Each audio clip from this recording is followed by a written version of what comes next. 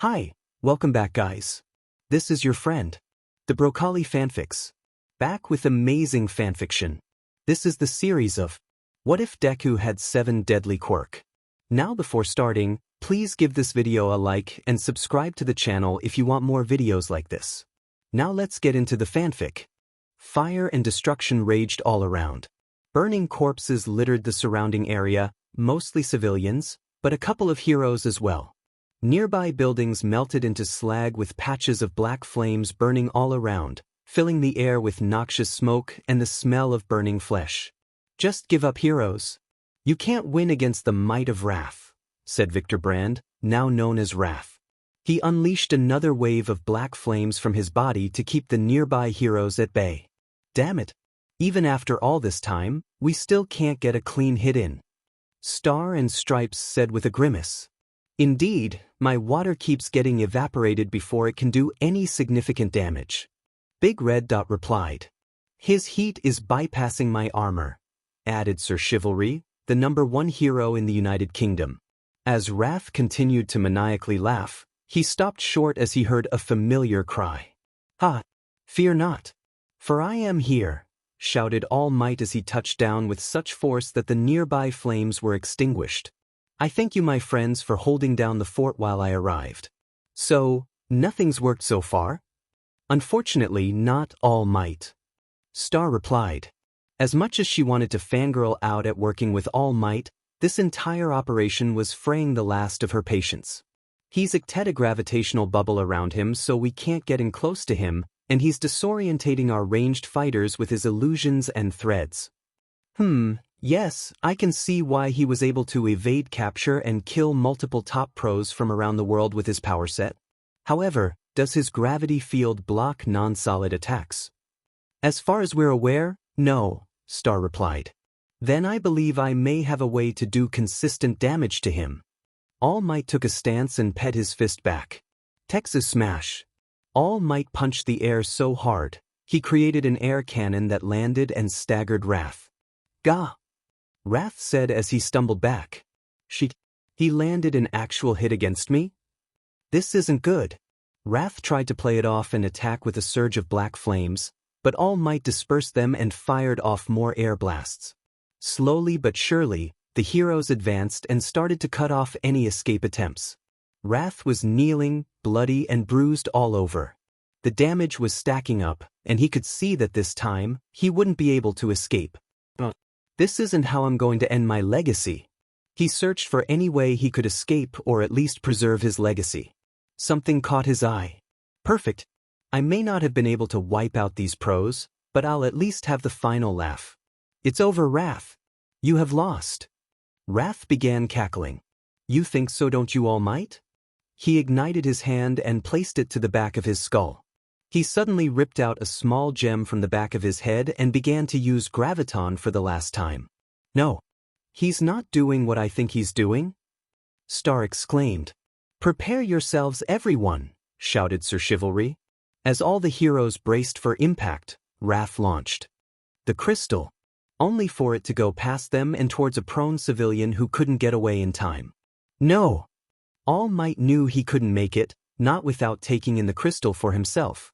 As he prepared to take it on himself, someone rushed in and blocked the crystal from hitting the civilian. Oh, this is even better. Wrath laughed. What will you do now, heroes? Will you kill this innocent child if it means locking up the power forever? He sneered as he laughed until his last breath. To the hero's shock, a small green-haired young boy rushed in and took the hit before collapsing. They exchanged uneasy looks as the crystal sprouted from the base of his skull. The question was on everyone's mind, what are we going to do now? All Might couldn't stop the ongoing headache that was occurring. He had just exited a meeting with all the various leaders of countries affected by the 7 deadly sins. He could still recall the debate regarding the young man's fate. The choice is simple, isn't it? Just pry the DMN thing loose and be done with it, said the president of Russia. Who cares if some stupid brat has to die if it means locking that DMN quirk away forever?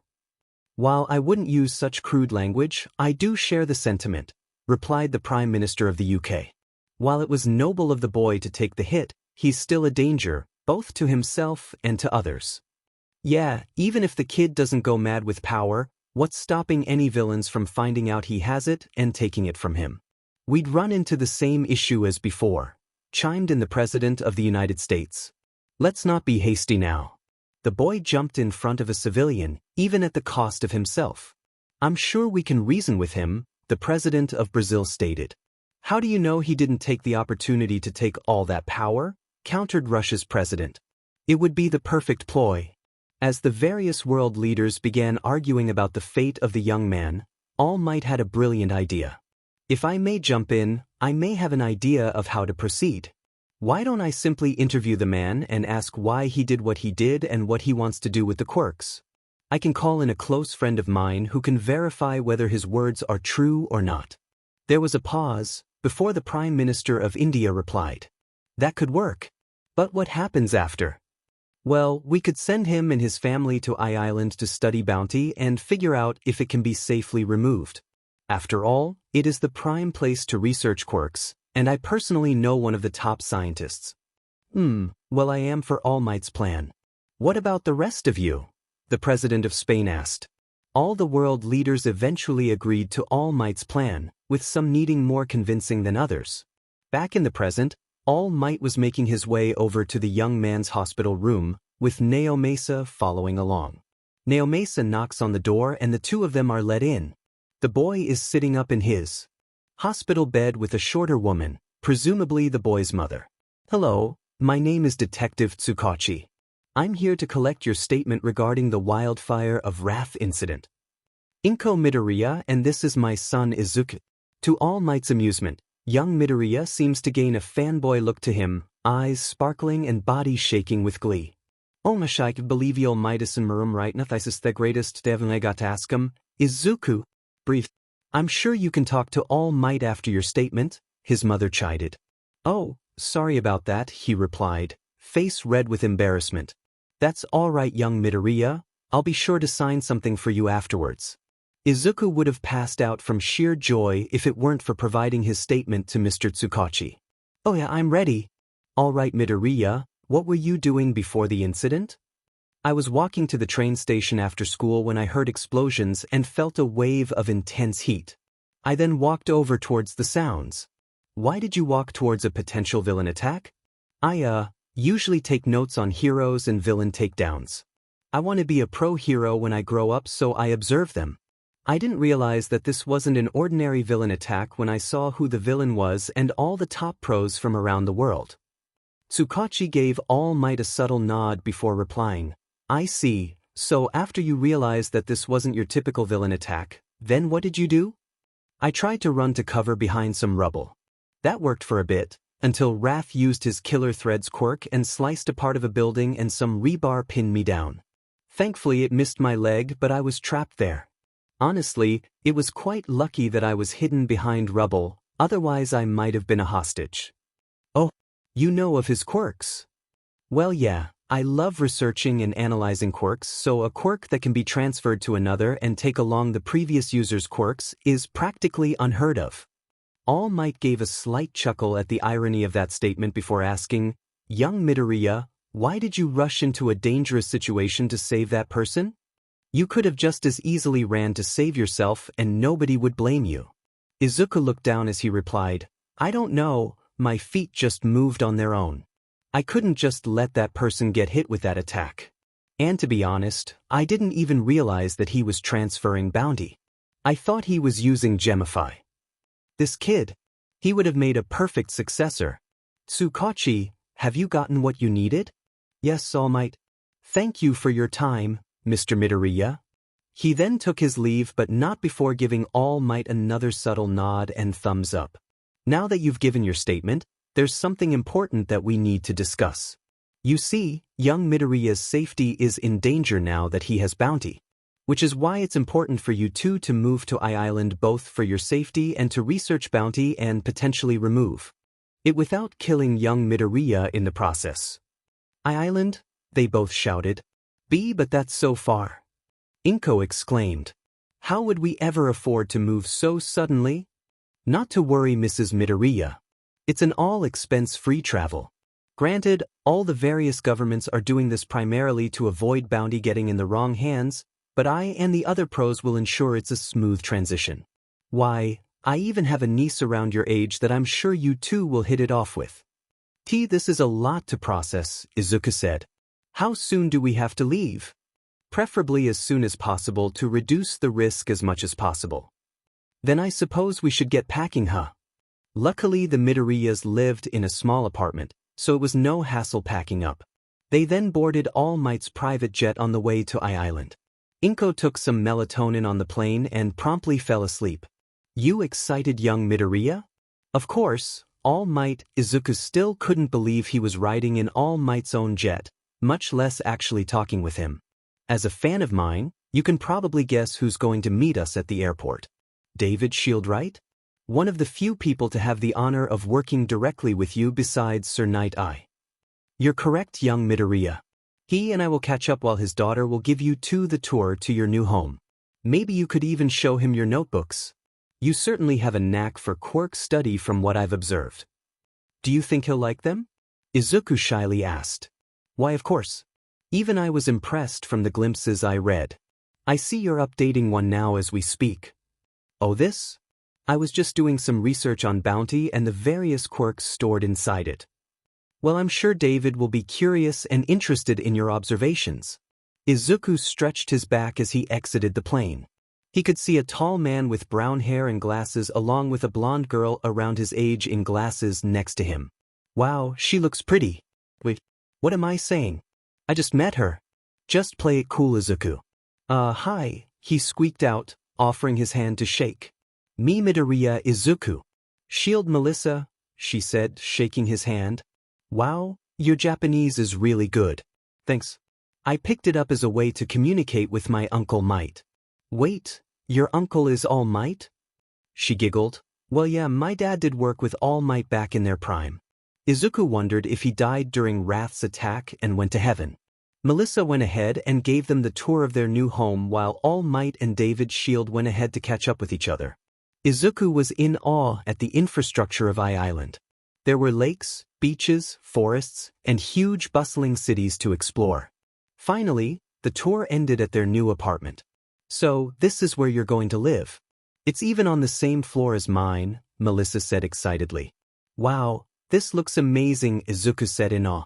There's so much space for us, Inko added. I'll arrive here around 10 to take you to your meeting with Dr. Q's. He's one of our top quirk testing scientists, no thanks to his quirk. Really? What's his quirk? Izuku eagerly asked. You'll have to ask him tomorrow. Wouldn't want to ruin the surprise, she replied cheekily. You should ask him about how he discovered the limits on his quirk. It makes for a fun icebreaker. Noted, he replied as Melissa bid them farewell. Later, after the Midoriyas settled in for the night, Izuku was wide awake on his new bed, the events from the last few days filling him with such restless energy. He still couldn't get over the fact that he met his idol, moved to Island, and even gained multiple powerful quirks, even if they were used by international villains. Man, I need to burn some energy. Izuku then did what he usually did to relax and began analyzing his new quirks for tomorrow. Maybe Dr. Q's will find my notes fascinating. Izuku sweetie, time to get up. You have your meeting with Dr. Q's. Izuku groggily woke up from his desk, having spent all night on his analysis. He trudged down the stairs, to the sight of his mom using their new fancy kitchen to make breakfast. How was your sleep, Izuku? It was all right. It would have been better had I not been so restless and stayed up analyzing. Inko gave him a pointed look. Izuku, you know you're not supposed to stay up note-taking. She sighed, but I understand. We went through a lot in such a short amount of time, just don't make it a habit, Izuku. Got it, Mom, he said as he shoveled eggs into his mouth. There was a knock at the door. That must be Melissa, Izuku said as he got up to open the door. Melissa was beaming behind the door. Ready for your appointment? Ready as I'll ever be, he replied as he brought his notebook with him. They walked in silence for a bit before Melissa asked, Hey, I never realized, but what was your original quirk prior to obtaining bounty? Izuku stiffens in response. I was hoping she'd forget about that fact. She's gonna laugh at me for that, isn't she? Hey, you okay? You don't have to tell me if you don't want to, she asked, having noticed his growing anxiety. No, it's fine, he takes a deep breath. The truth is, I was quirkless before getting bounty. Melissa stopped short. Wait, you were quirkless? Here comes the judgment. Got the toe joint and everything. He braced for the judgment, but her reply surprised him. No way, I'm quirkless too. Or, well, I guess you're not technically quirkless anymore. Wait, you're quirkless? I've never met another quirkless person my age. Same. Man, no wonder All Might encouraged this friendship. The two of them shared a laugh before Izuku asked a question on his mind. Are you okay with the fact that I suddenly gained 8 separate quirks? I can't imagine you not feeling envious at that. Melissa hummed in thought. Well, I can't deny that a small part of me is envious. I've accepted the fact that I'm quirkless. Back when I was diagnosed, my father and Uncle Might said that I didn't need a quirk to help people. Uncle Might said that my dad was his hero because he designed gear that could withstand his quirk, which is what inspired me to go into support as well. Wow, that's honestly super inspiring. Thanks. Honestly, without those words, I probably wouldn't have had such a passion for support. They arrived at Dr. Q's office. Melissa knocked on his door. Come in. They entered the office. Izuku could see All Might and David Shield along with a tall, thin man with glasses and wild white hair. He was wearing scuffed-up clothing and a tattered lab coat. Hello, Mr. Midoriya. I'm sure you're already aware of this, but my name is Dr. Q's, he said as he extended his hand to shake. Izuku shook his hand as he sat down in a nearby chair. So, how does this examination go? I've never done an actual quirk examination before. No worries. It essentially boils down to me testing the capabilities of your quirk and using prior records to evaluate what your quirk, or in this case quirks, do. How do you test quirks? Does it have anything to do with your quirk? Izuku said eagerly as he whipped out a notebook. Dr. Q's chuckled. I was told you have a passion for quirk analysis, but to answer your question, yes, my quirk helps out. Why don't you try and guess? Well, the obvious answer would be some sort of quirk identification ability, whether by scanning with your eyes or by touch. However, your damaged clothes suggest you test the quirks on yourself and take some sort of damage. You don't seem to have any lingering damage, which suggests you have some sort of regeneration quirk. Dr. Q's applauded. Marvelous, you're right on the money. I do have a very strong regeneration quirk. I even have an interesting story on how I discovered my quirk limits. Is this that story you mentioned? Izuku asked Melissa. Yep. What happened? Well, I was testing this kid's disintegration ray quirk on my arm to see if it worked on people. I had planned to cut my hand off, if need be, though the disintegration spread much faster and I was only able to cut off my fingertip. Luckily, I was able to regenerate back from that, though the kid was freaked out from that. Wow, that certainly is a potent regeneration quirk, he said as he scribbled the information into his notebook. Anyways, we should probably start your examination, he said as he got up and walked to his testing room. Izuku followed him to a wide, open room. So, I have information and records from the governments about the quirks, but I'd like for you to describe them in your own words. Izuku took a deep breath before he spoke. It seems that Bounty is a mutant-type quirk that manifests as a crystal in the back of the neck. Whenever it is transferred, it's absorbed into the next user's body and grows out of the skull, taking along the previous user's quirks. Everything seems accurate to our current information so far, he said as he jotted down his notes. We'll have to do an X-ray scan to see more details afterwards. I guess in order of acquisition, Pride's quirk was some sort of illusion-based quirk given the various videos of some pro-heroes reacting to things that aren't there. It seems it can only target one person at a time but can most likely target all 5 senses. That checks out with our information, and for future reference, the quirk is recorded as delusion. Got it? So, Greed's quirk was either some sort of shrinkage quirk that manifested as various gems, or he could transmute them into actual gems, sort of like alchemy. Those are some excellent guesses. Your first guess is correct. Gemify allows the user to compress non-living objects into gems at the user's discretion.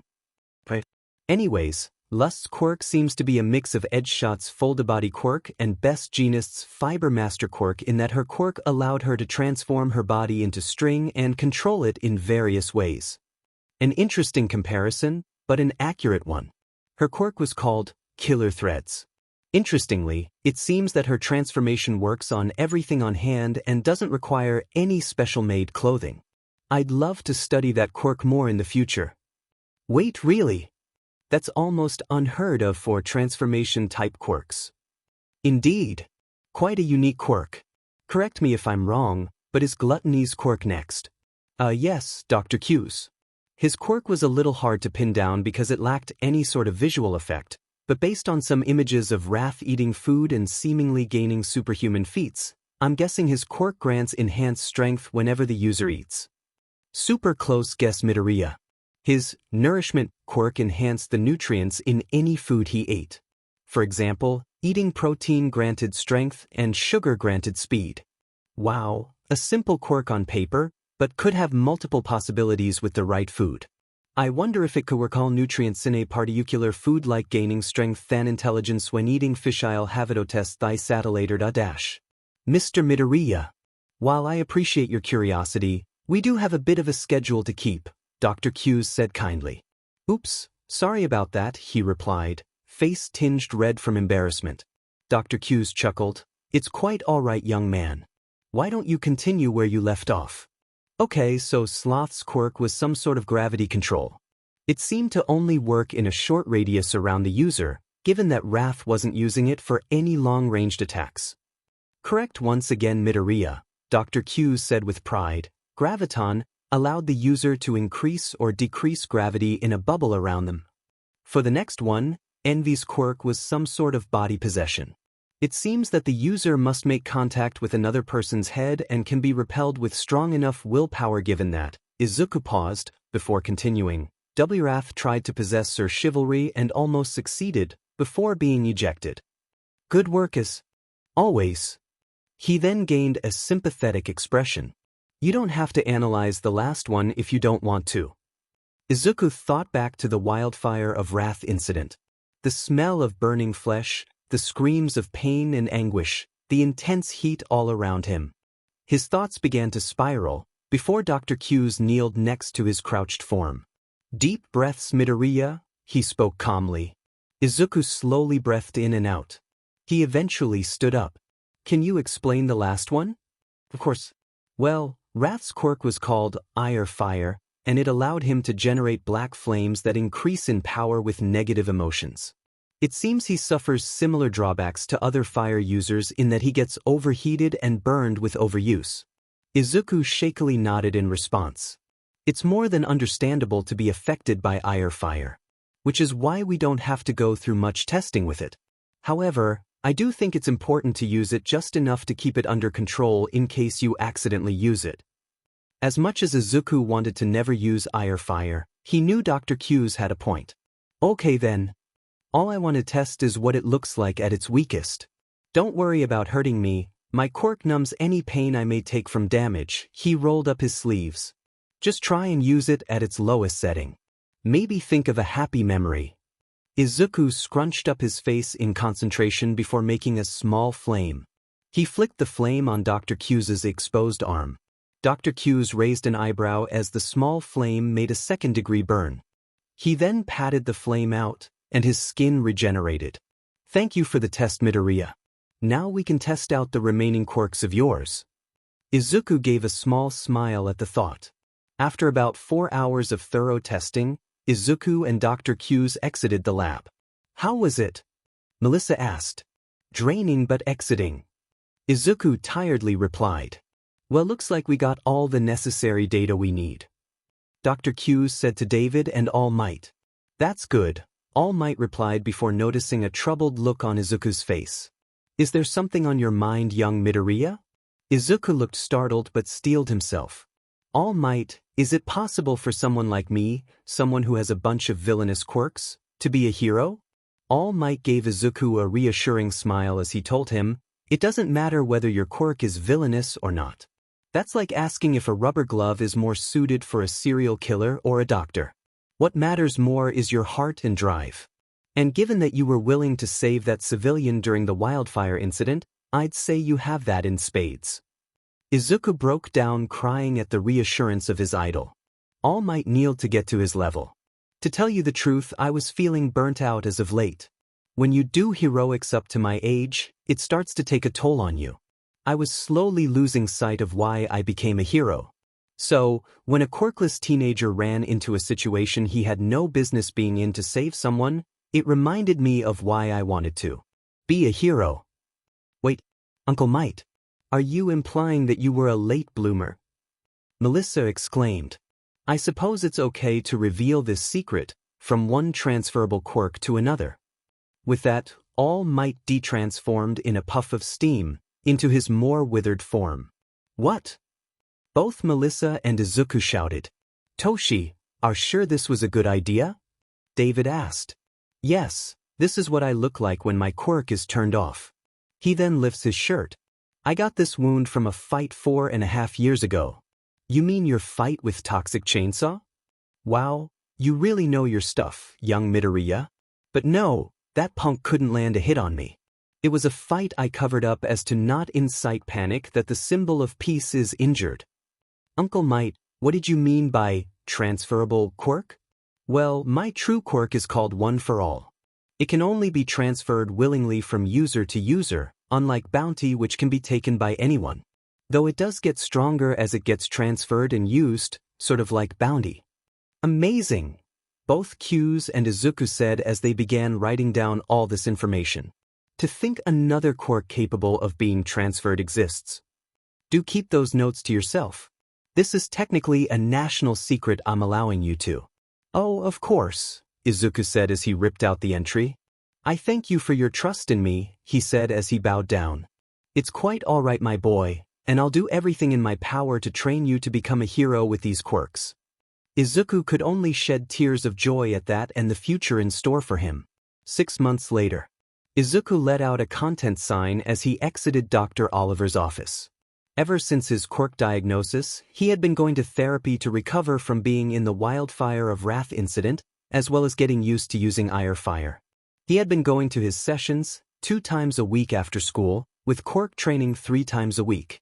As he entered his apartment, he was shocked at the unexpected guest inside. He could see his mom, All Might, and Melissa sitting on the couch. Sitting on a nearby chair was the principal of UA High, Nizu. Ah, Mr. Midoriya.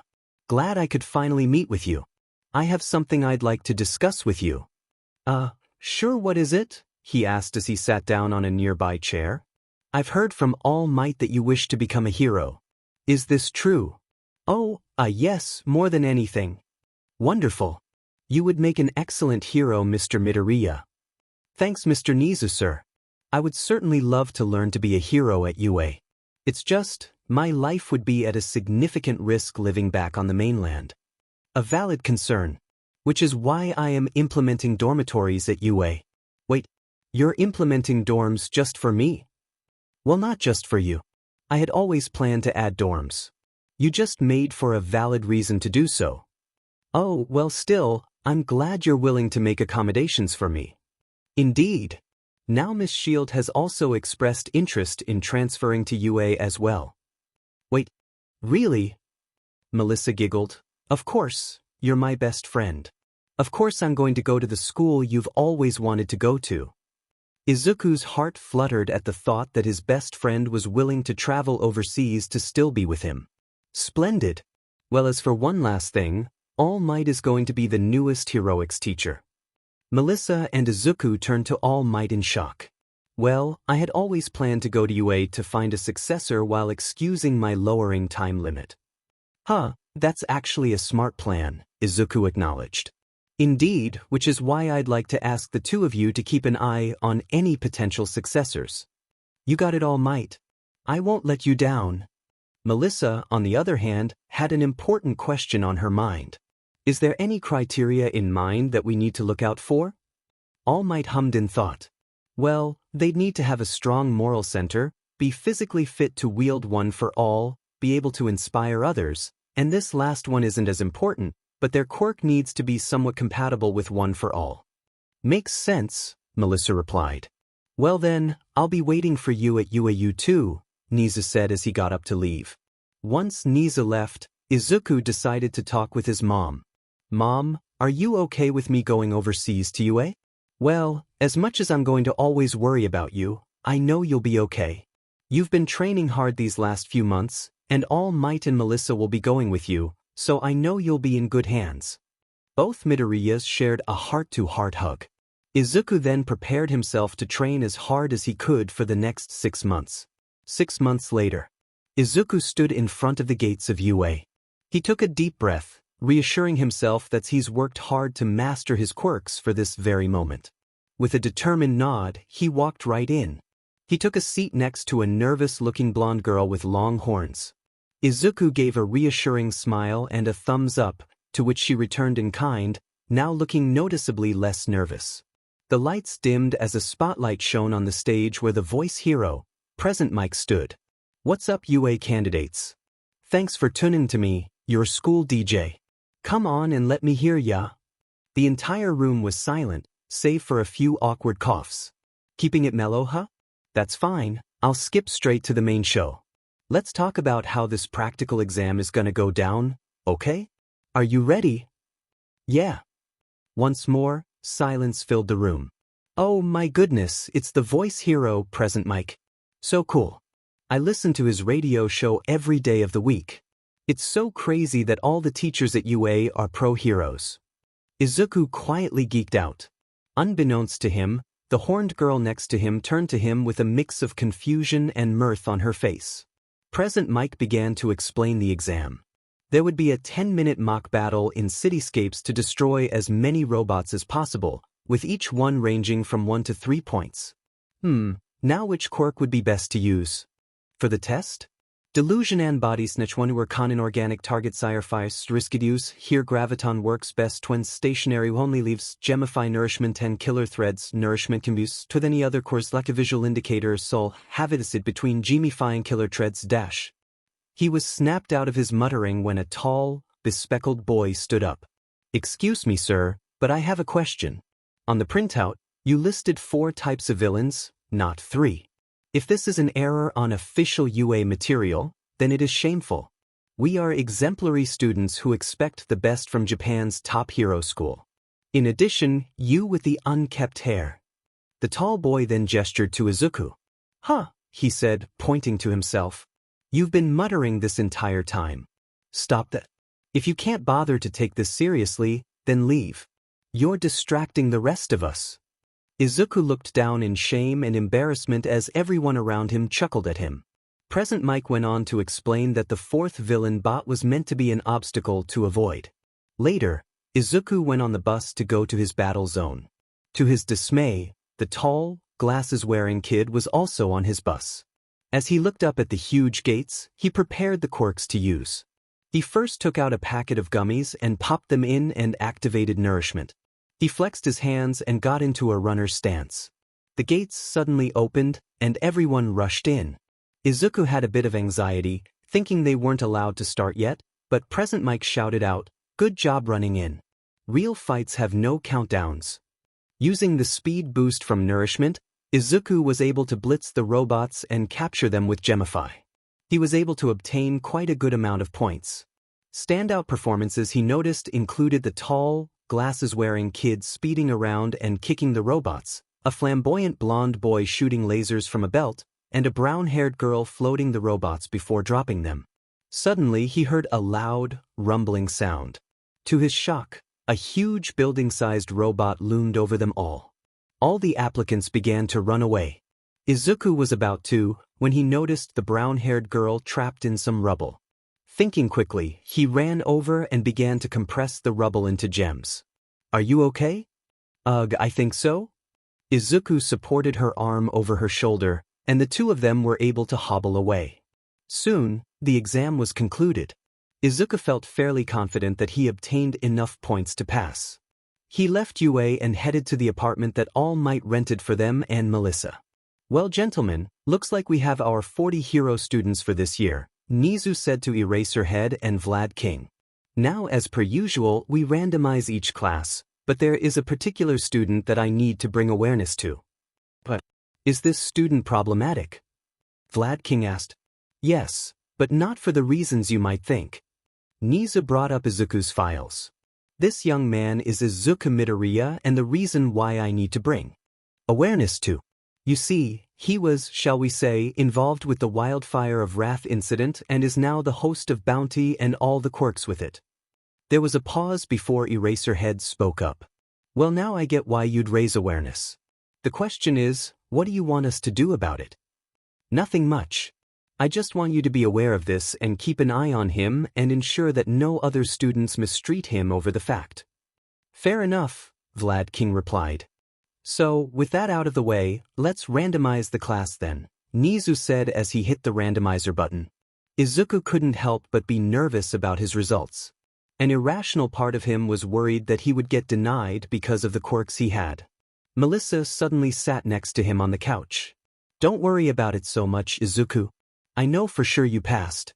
I mean, you even saved that one examinee, so they surely have to accept you on that. All Might suddenly burst through their apartment door. I am here. With your exam results. He then shrunk down to his regular form. He placed a hollow disc on the table and activated it. A hologram of All Might appeared. Booyah! I am here as a projection. The hologram All Might declared. Now, congratulations are in order for ranking in the top 5 on the written portion. Izuku let out a small smirk of pride, thanks to the advanced classes at I-Island. As for the practical exam, you obtained an above-average score of 36 villain points. A good score, but not enough to get in. Izuku looked down. Even after all his training, after all of those powerful quirks he obtained, he didn't make the cut. Melissa immediately went over to comfort him, while All Might simply gestured to the hologram. However, villain points weren't the only metric that we were measuring. As you know, a panel of judges were watching the actions of the applicants. After all, heroes aren't judged on combat alone. The camera pans to him, saving that brown-haired girl from the exam. How could a hero course reject someone who goes out of their way to help others? That is the ultimate goal of a hero. Which is why you were awarded an extra 28 rescue points, making your total score 64, getting 6th place. This is your Hero Academia, young Midoriya. Both Melissa and Izuku let out a happy cheer and embraced each other. They both realized their close proximity to each other and quickly let go, cheeks tinged red. The message continued, saying that Melissa passed her transfer test with flying colors. All Might presented a cake for the two of them to celebrate, with Izuku calling their parents on FaceTime to tell them the good news. The next day, Izuku woke up with an eager smile on his face. He quickly put on his uniform and bounded into the kitchen, where Melissa was eating a home-cooked breakfast made by All Might. Wow, this smells and looks amazing. Why thank you, young Midoriya. Izuku, you can't go out with your tie like that. Melissa chided. What's wrong with it? Isn't done up properly. Here, let me fix it. Melissa proceeded to fix up her tie. Izuku blushed and averted his eyes at seeing Melissa in the UA uniform. She looks really good in that uniform. Melissa finally fixed up his tie properly. There we go, that's much better. You two ready to go? Yes, All Might, the two of them replied. All Might then drove the two of them to you. I've requested the UA robots to help move our stuff into the dorms while you two are in class. It should all be there to unpack when you two get out of class. See you at lunch, Izuku. Melissa then headed to her class, while All Might headed to the teacher's lounge. Izuku, meanwhile, headed to class 1A. Please don't have Bakugo or that tall scary guy in my class. To his dismay, the tall guy was in his class, berating a tall, mantis-looking teen with a green mohawk. This is disrespectful, putting your feet on this desk. Have you no respect? Pieces off 4 eyes, the teen muttered back. Izuku just silently made his way to his desk, sitting behind a sandy-haired teen with a face reminiscent of a skull, and in front of a smug-looking blonde boy. He was watching the door, making note of any interesting students. Some students that caught his eye included a pink-skinned girl with short horns, the blonde-haired horn girl he sat next to in the written exam, a short kid with apparently a speech bubble for a head, and a tall, masked teen with 6 strong-looking arms. Eventually, he noticed a tired-looking man in a yellow sleeping bag inching into the classroom like a caterpillar. They made eye contact for a moment, before he made a shushing gesture. Too stunned to speak, the man eventually made his way to the podium and cleared his throat, ceasing all chatter. It took you 10 seconds to quiet down. That's irrational. He crawled out of his sleeping bag, reveling to be wearing a black jumpsuit and a gray scarf. I am your homeroom teacher, Shota Aizawa. Put on your P uniform and meet me at the track field. What about orientation? A tall girl with a black ponytail asked. Irrelevant. All the necessary information is in your student textbook. Instead, we're doing a quirk apprehension test. They made their way to the track field. Aizawa was waiting with a stopwatch. It took 10 minutes for everyone to show up. In that amount of time, hundreds of civilians could have died. You'll have to work on that. He then tossed a softball to a girl with vines for hair. Shiozaki, you got one of the highest scores on the entrance exam. How far could you throw a ball in middle school? A little over 5.6 meters, sir, she replied. Then stand in the circle here and throw it using your quirk. Shizuki proceeded to extend and wrap her vine hair around the ball and toss it. Aizawa measured the distance on his tablet and showed the rest of the class. 600 meters? A brown-haired boy with exclaimed. We get to cut loose with our quirks? Nice, the mantis boy grinned. This looks fun. The pink-skinned girl exclaimed. Izuku felt a shiver down his spine as Aizawa glared at the class. Fun, you say? Then let's make it interesting. Whoever makes last place will be deemed with the lowest potential and be expelled. That's not fair. A black-haired teen with a short braid said. Oh, and villain attacks and natural disasters are fair? Wake up, this is the reality of heroics. This isn't all fun and games here. Now let's move on. Oh, one last thing. Midoriya, don't hold back at all. Izuku felt eyes all around him. He was banking on keeping his secret for a few weeks at least, but it looks like he'll have to reveal it early. With a sign, he mentally prepared himself for any confrontations. The first event was a 50-meter dash. He simply ate some gummies and used nourishment to speed to the finish line. Standout students included the tall kid who apparently had engines in his legs to run fast, making him think he was related to Ingenium, a short chubby kid who had some sort of impact quirk to dash faster, the blonde-horned girl flying around on her apparently detachable horns, the speech bubble-headed kid using what appeared to be a vroom onomatopoeia, and the blonde boy who either had the same quirk as the tall kid, or a copy quirk.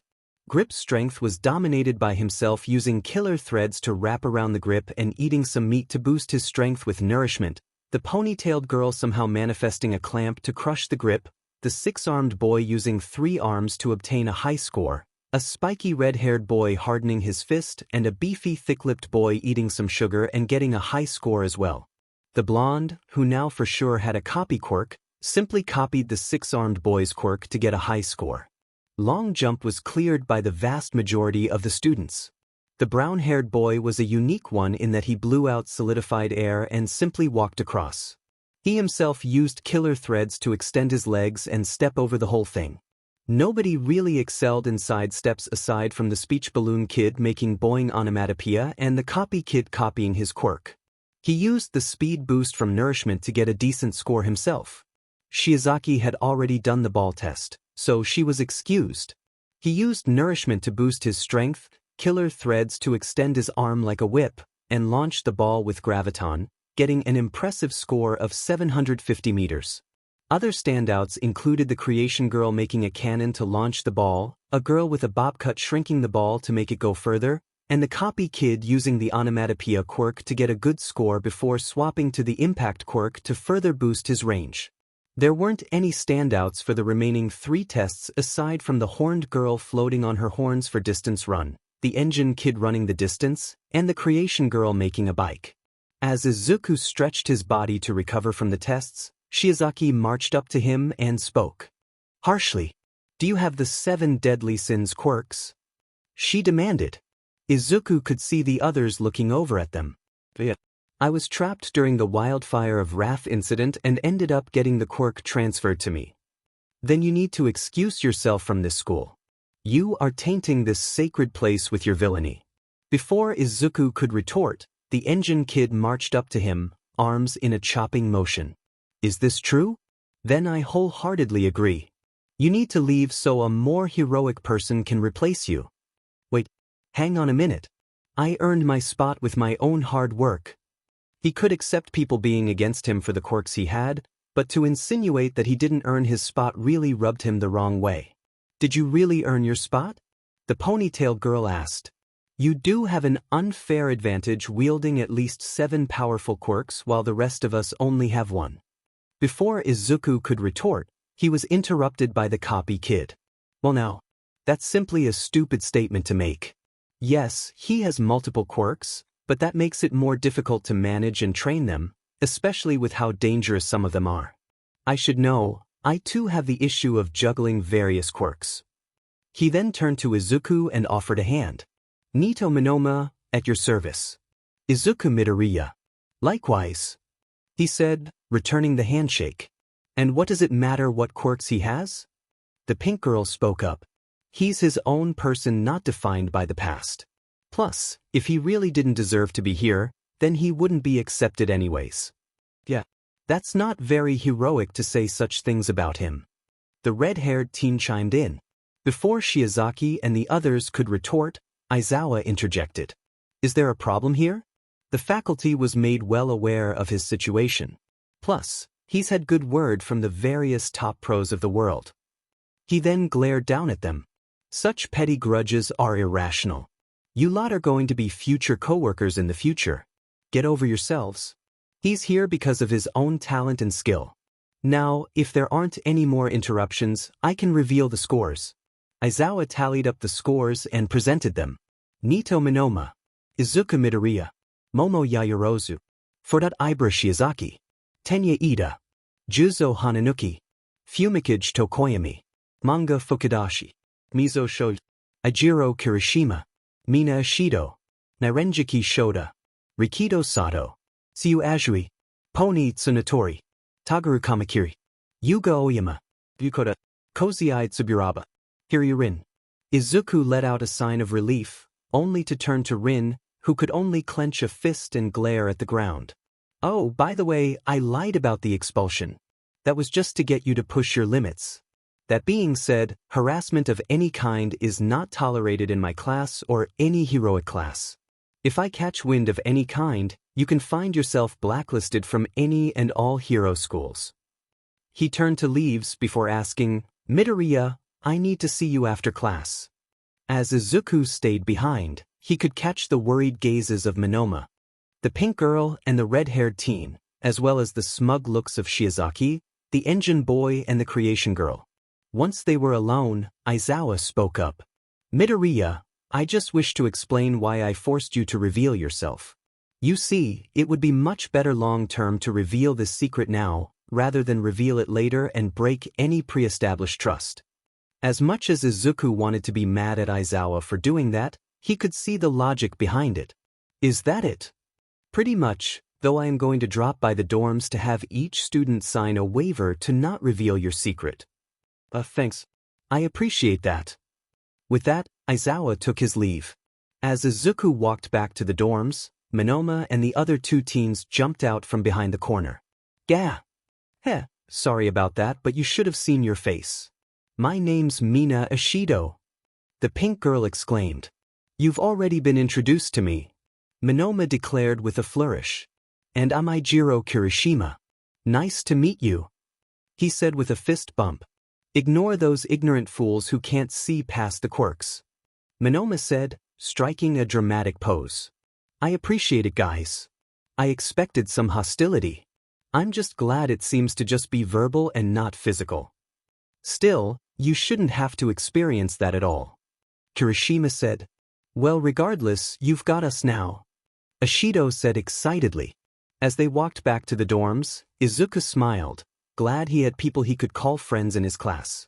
Classes the next day weren't too different from a regular class aside from pro-heroes teaching the subjects. Izuku was able to keep it inside. The only thing of note was the occasional glares from Shiozaki and Ida, but Monoma was quick to mutter a quiet, "Ignore them." Once lunch rolled around, Izuku looked around until he spotted Melissa waving him over. He was quick to sit next to her. Before he could strike up a conversation, Monoma, Ashido, and Kirishima sat with them. "Who is this Midoriya?" Monoma asked. "Oh, this is my best friend, Melissa. We met on Island after me and my family were relocated for protection." "I see. Well, my name is Nito Monoma." "A pleasure," he said as he extended his hand. Melissa shield. As they shook hands, Monoma got a curious look on his face. "Something wrong?" "Oh, it's nothing. It was just a surprise to discover you're quirkless." "How'd you find out?" "I can copy quirks whenever I make contact with someone." "Wow. Such quirks are super rare and fascinating. The sheer versatility is simply crazy." "I know, right? I wanted to record everything about it." Neither noticed the smug look on Mina's face as she saw them geek out together, shipping senses going off. Monoma chuckled. "Glad some people find my quirk useful." He then gained a more sympathetic look. "I too was judged over my quirk in middle school. Most people told me that I couldn't be a hero because I was dependent on others to succeed." "Well, you could fix that with a hero team," Izuku offered. "Or support gear to cover weaknesses." Melissa chimed in. "These are most excellent suggestions. Perhaps I shall take you up on them." The four of them continued to chat until it was time for heroics class. Izuku waited eagerly in the classroom for heroics to start. Suddenly, All Might burst through the door. "I am coming through the door like a normal person," he said, posing in a not normal position. "Wow, that's his Silver Age costume," Fukudashi exclaimed. "So cool," Tsunatori exclaimed in English. "So retro," Tsuburaba said in awe. "Today, students, we shall start heroics with a simple battle trial. But heroes are not complete without their costumes." With that, he pressed a button on a remote, and their costume shelves extended from the wall. "Meet me at Gowns B for our first lesson together." With that, he dashed off. In the locker room, Izuku suited up his costume designed by Melissa and made with the resources at Island. It consisted of a dark green jumpsuit that matched his hair and a red utility belt with food pouches for nourishment. He had a black bandolier around his torso that contained gems filled with fire to be released in a controlled state and medicine to help civilians. He had white retractable gauntlets that could store and fire gems created with Gemify to launch them for great distances. He had black leg braces and metal-tipped soles on his red shoes. He had white strips of cloth on his shoulders to weave the strings made by killer threads. Overall, the costume was completely fireproof to protect against fire.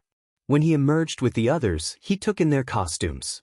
Some went for more intimidating costumes like Kamakiri and Kirishima, while others went for a more simple outfit like Tsuburaba and Sato.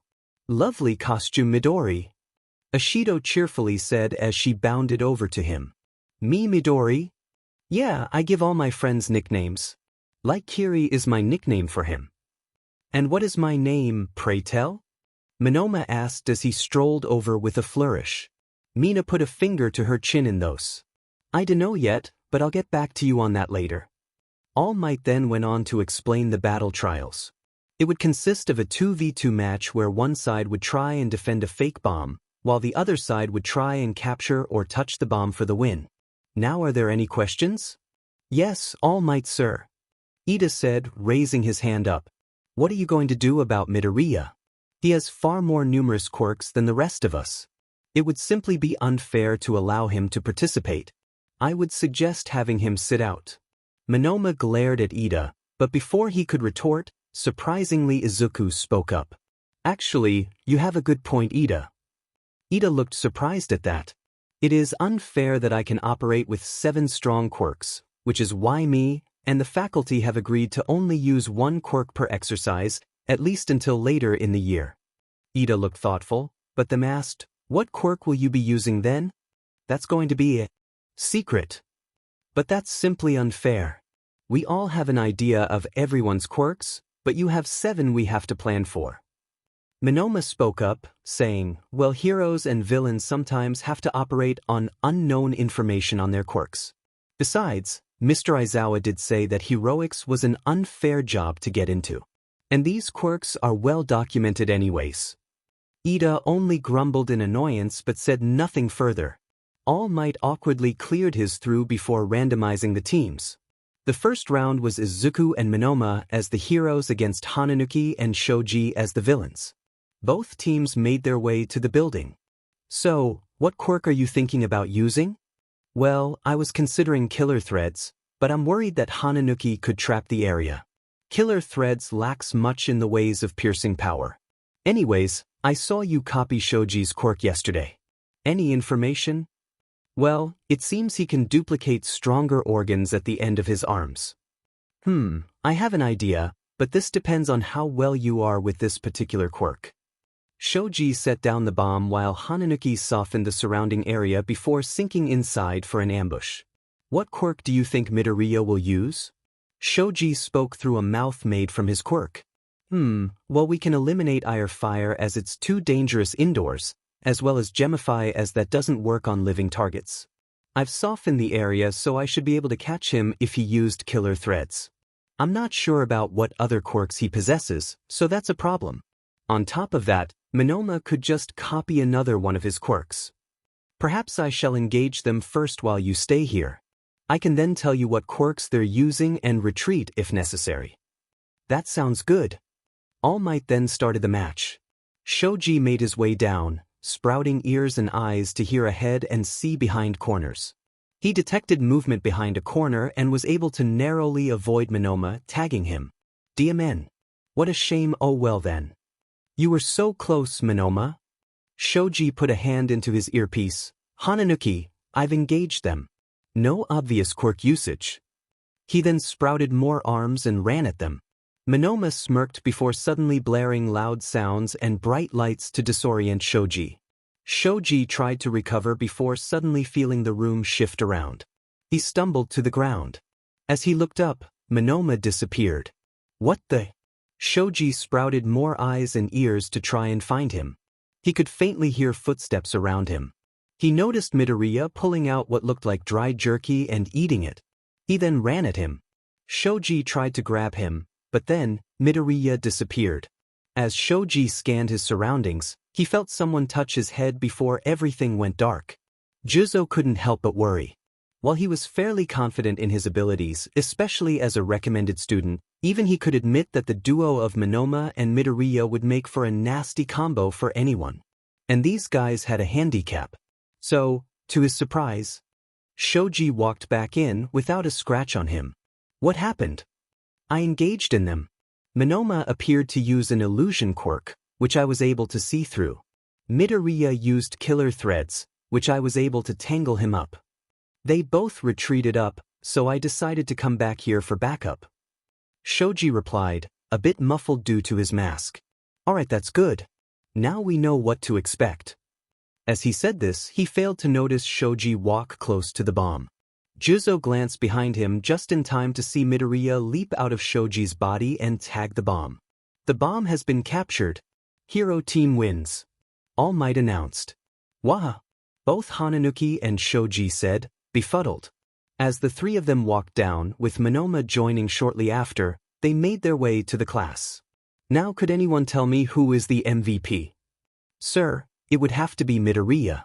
He made the obviously smart decision in not using any flashy quirks and was quick and simple with it. Yaoyorozu said, albeit with a hint of condensation. However, Monoma was a key player in giving him that opening, and had he simply done that to Hananuki, he would have undoubtedly been the MVP. Well, I couldn't really do that against Hananuki. Shoji was a big threat in breaking through our illusions, so we had to deal with him first. Plus, it allowed us to drop Hananuki's guard to tag the bomb. What did you do to Shoji exactly? Azui said, followed by a ribbit. Well, I used illusion to trick Shoji's 5 senses. I casted bright lights and loud sounds, followed by messing with his equilibrium and hiding us from his view. I then made an illusion of Midoriya to trick him until he could tag Shoji. And I used body snatch to possess Shoji. Speaking of, I'm sorry if that was unpleasant for you, Shoji. It's no big deal. It honestly felt like I was in limbo. Dang it, I should have suspected when you didn't speak through your quirk. He then offered a hand to Izuku. Good match, you got me good. Next time, I'll be more prepared.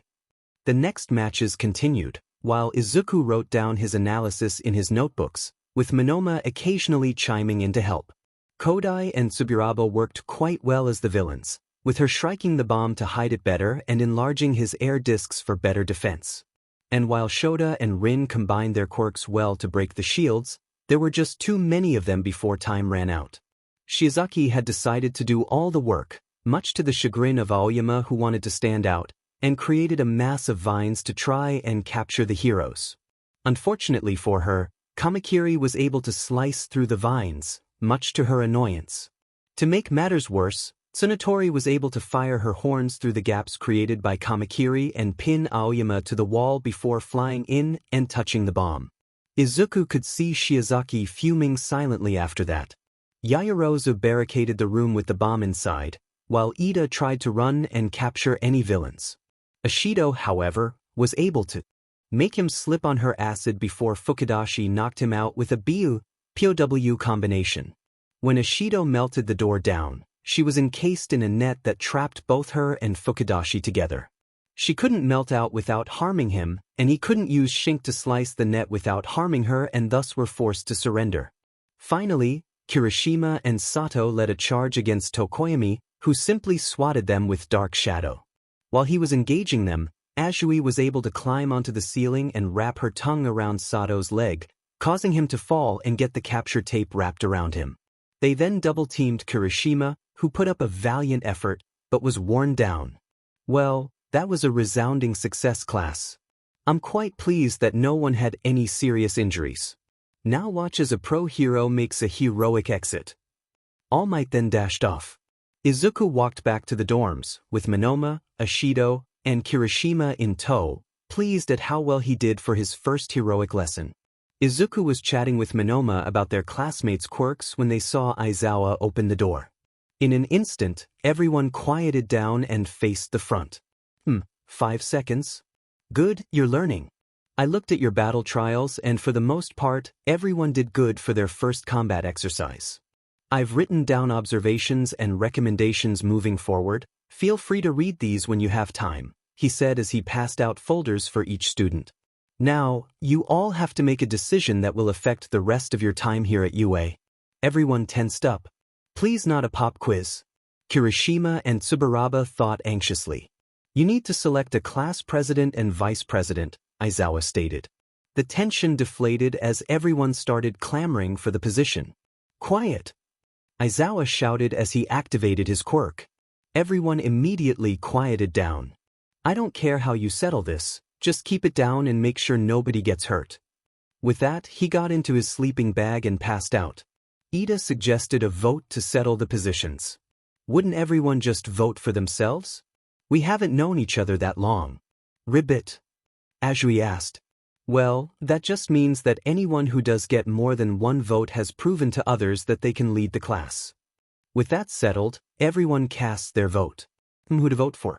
Monoma is a good friend, but he can be a bit dramatic and may not fully represent our class well.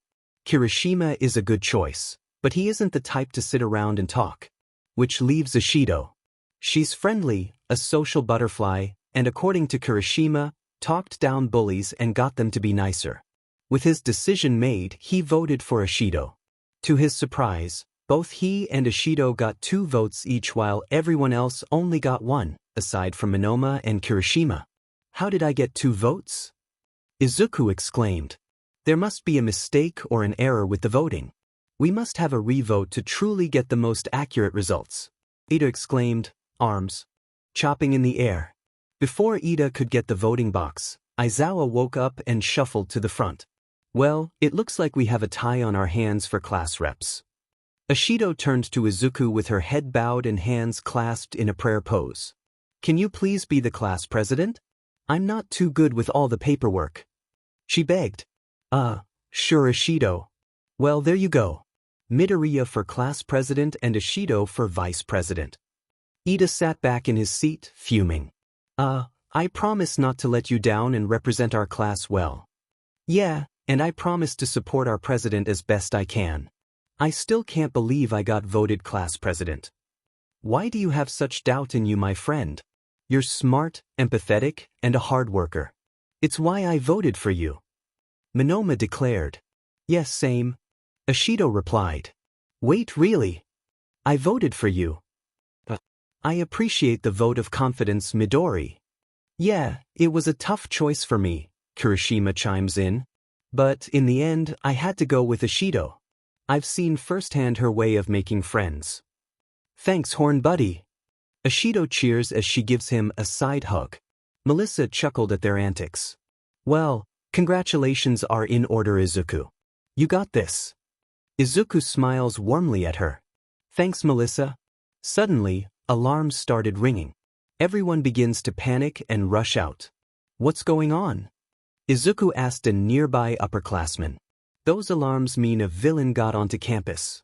They shouted back before running with the crowd. Someone's going to get hurt. Izuku then used killer threads to slither to a window to see what the commotion was. To his disbelief, it was a horde of reporters. Izuku then crawled up the ceiling and reformed on the doorway. Everyone, it's just a horde of reporters. There is no villain attack. Please stop panicking. The crowd calmed down and returned to a leisurely pace. His friends caught up with him. That was really manly, Midoriya. Way to prove yourself as class prez. Kirishima exclaimed. Indeed, that was some quick thinking there. Monoma agreed. Thanks, guys. They then returned to their lunch table to continue their conversations. The next day during homeroom, Aizawa had a surprise announcement. Today, we're going to an off-campus facility for rescue training with me and 2 other instructors. Wear your costumes so you can get used to them in rescue operations and meet at the bus zone in 5 minutes. Once everyone was gathered, Ida marched over with a paper chart in his hand towards Midoriya. Midoriya, I have taken the liberty to make a seating chart for the bus. It would be irresponsible not to organize the class this way, he declared. Oh, well, I appreciate the effort, Ida, but this bus has no seating arrangements, so everyone is free to sit where they please. Really? Hey Rin, come sit with me. Tsubaraba called out. Ida clenched the chart in his hand, before nodding stiffly and walking away. Once everyone got on the bus, Azui asked him a question. Ribbit? Midoriya, I tend to be blunt, so I say what's on my mind. How is it that you're so good with all your quirks? It must have not been easy juggling all those abilities. Well, me and my family were relocated to Island to avoid being targeted by villains. I simply used the resources there to train them extensively. It certainly helps that most of them have lots of data on them already. Star and Stripe helped out in dual-wielding quirks. Wait, you met Star and Stripe in person? Pony exclaimed in English. Yes, it's a big reason why I learned English as well. Izuku replied back. Pony let out a happy squeal. Can you teach me Japanese then? Izuku let out a small wince. I would love to help, but I'm worried my presidential duties might take up lots of my time and energy. Izuku then turned to the rest of the class. Is anyone fluent in English by any chance? I am, both Hananuki and Monoma replied. Great. Well, Pony, guess you have options to help you. Pony let out a little cheer as the bus stopped. Once everyone entered the building, they saw the pro hero 13 in the front. While everyone was in awe of the USJ facility, Izuku noticed Aizawa whispering to 13, who held up 3 fingers. They must be talking about All Might and his time limit. 13 went on to explain the dangers of using their quirks irresponsibly. Izuku felt pointed looks from Shiozaki and Ida. Suddenly, a purple void materialized in the center of the plaza. Hordes of villains walked out of the portal, with the biggest standouts being a lanky man covered in hands and a huge, muscular-beaked person with an exposed brain and pitch-black skin lined with scars. 13. Protect the students, Aizawa said, before he put on his goggles and leapt down at the villains. Izuku could only stand in horror that he and his classmates were in an actual villain attack. As Izuku and his classmates tried to flee the facility, the warper materialized in front of them. Kamakiri and Kirishima tried to strike him, only for their attacks to phase through him. The warper proceeded to warp everyone around the building, which is why Izuku suddenly found himself falling into the flood zone. Izuku quickly activated killer threads to lessen the impact. As he de-transformed his body, he saw a villain with a shark mutation swimming towards him. Before Izuku could counterattack, Tsuyu kicked the villain in the face before grabbing him with her tongue and pulled him and Shoda, who was on her back, onto the boat in the middle of the lake. "Thanks, Azui," Izuku said as he looked at the villains who surrounded the boat. None of them were making a move. "Call me Tsu." Ribbit. "So, what's the plan, Midoriya?" Shoda asked. Izuku pondered this for a moment, when he came to a realization. Wait, I don't think they know what our quirks are. Otherwise, why else would they send Tsu in the flood zone? You bring up a good point, Midoriya. So, what should we do? Can you guys explain your quirks? I know Tsu has a frog mutation, but what about you, Shoda? My quirk is called Twin Impact. Any impact I make, I can amplify it to a much greater degree. Wow, that's a super versatile quirk you have. The possibilities are endless. Midoriya, maybe we should focus on getting out of here. Ribbit. Right, okay, so I think I have a way for all of us to escape here. Let's hear it then. Okay, so you strike the boat railing and hang onto Tsu's back. You then activate the second impact as Tsu jumps to give you an extra boost. What about you? Ribbit. Well, most of my quirks won't be much help here. Delusion only works on one person at a time, Nourishment and Body Snatch are close range, Gemify doesn't work on people, and Graviton requires me to be stationary, which just leaves Killer Threads and Ire Fire. I'm not sure if I can carry the both of you to safety. Even if I could, there's still the matter of the villains cornering us. Ribbit. Don't worry, I have a plan for that. Izuku then climbed to the top of the boat, while Tsu carried Shoda and perched on his impacted spot. Izuku took a deep breath, before blasting the surrounding water with Ire Fire. The effect was instantaneous. The villains howled in pain at the boiling water and swam to the far edge of the lake. Izuku then activated Killer Threads and shot himself to wrap around Tsuyu, right as Shoda activated his quirk and launched the three of them far to the other edge of the lake. Man, that was a risky plan, but it paid off, Midoriya, Shoda said. Yeah, I just hope the rest of our class is alright. Back at the entrance of the USJ. Things weren't looking so good for her class, Mina thought. Besides her, only Ida, Tsunatori, Tsuburaba, Shoji, and Fukudashi remained, along with 13 tried to use her quirk to atomize the warper, who called himself Kurogiri, only for him to make a portal behind her and take her out of the fight. Mina was panicking on what to do, when she got an idea. Ida, go and run back to the school and get help. Ida was startled but hesitated. I can't just leave my classmates here while I run away. Ida, that's an order from your vice rep. You're the only one with the consistent speed to get help. Now go. Ida gathered himself, before sprinting to the door. Planning in front of the enemy? A foolish move even if it can't be helped. However, I refuse to allow anyone calling for help. As Kurogiri expanded into a dark void, threatening to swallow up Ida, Shoji tackled Kurogiri to the ground. Run, Ida, we'll buy you time. Enough of this. Kurogiri teleported out of Shoji's grip and prepared to gather a portal, only to get hit in the head by a bonk onomatopoeia, courtesy of Fukudashi. Come on, Ida. Go off with a zoom. Ida made it to the doors and started to pry them open. No! Kurogiri shouted. He glided over to Ida, only for Tsuburaba to run in front of him. Tsuburaba then blew out a solid disc that Kurogiri flew into like a bird hitting a window. This stunned him enough. For Pony to pin him to the ground with her horns while Tsuburaba blew a disc on his back. Ida managed to open the doors and ran out. Tamura won't be happy with this, Kurogiri muttered, before turning into mist and teleporting back to the central plaza. Mina and Tsunatori began stabilizing 13, all while she worried about her classmates. Back at Central Plaza, Izuku, Tsuyu, and Shoda made their way to the shore. They could see Aizawa take down the few remaining villains, though he looked to be tiring out. They saw him engage with the villain covered in hands, only to gasp in horror as the villain's hand made contact with Aizawa's elbow and started decaying away. To make things worse, the huge villain with the exposed brain slammed him down and took him out of the fight. The warper materialized back with the main villains. Tamura, I managed to incapacitate 13, however, a student managed to escape to warn the other heroes. The hand villain began to violently scratch his neck. Kurogyri, you idiot! If you weren't our ride out of here, I'd dust you to bits.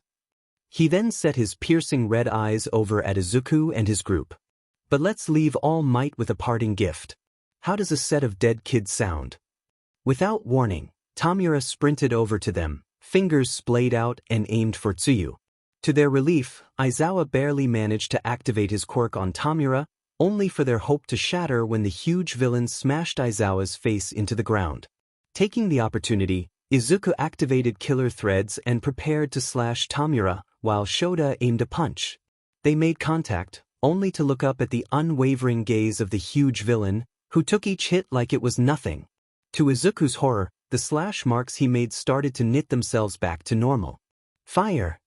Shoda activated the second impact, sending a ripple through the pitch-black skin of the villain, only for said villain to not flinch or even take damage. How do you like that, hero brats? Nomu was bioengineered to fight All Might. Your little attacks won't leave a dent in Nomu. Tamura gained a thoughtful look on his face. Though, your quirk seems oddly familiar. Whatever, Nomu. Kill those brats. Thinking fast, Izuku activated Graviton, and using killer threads to toss Tsuyu and Shoda out of range. To his shock, Nomu's punch was still fast enough to almost strike him, even with the increased gravity. Izuku then unraveled himself and started cutting into Nomu's flesh, trying to do damage, only for each cut to heal up. I might have to take drastic measures, Izuku thought. He then activated Ire Fire on his thread fingers and slashed Nomu's back. Fire Lash. As soon as he made contact, the smell of burning flesh filled his nose. Izuku started to hyperventilate, thinking back to the wildfire incident. The burning scars began to heal up, though they did leave faint scars. Tamura gained an evil smile on his face. Oh, this is perfect.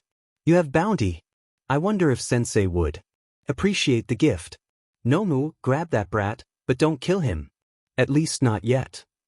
The Nomu began trying to grasp Izuku, who could only dodge and evade Nomu's large hands.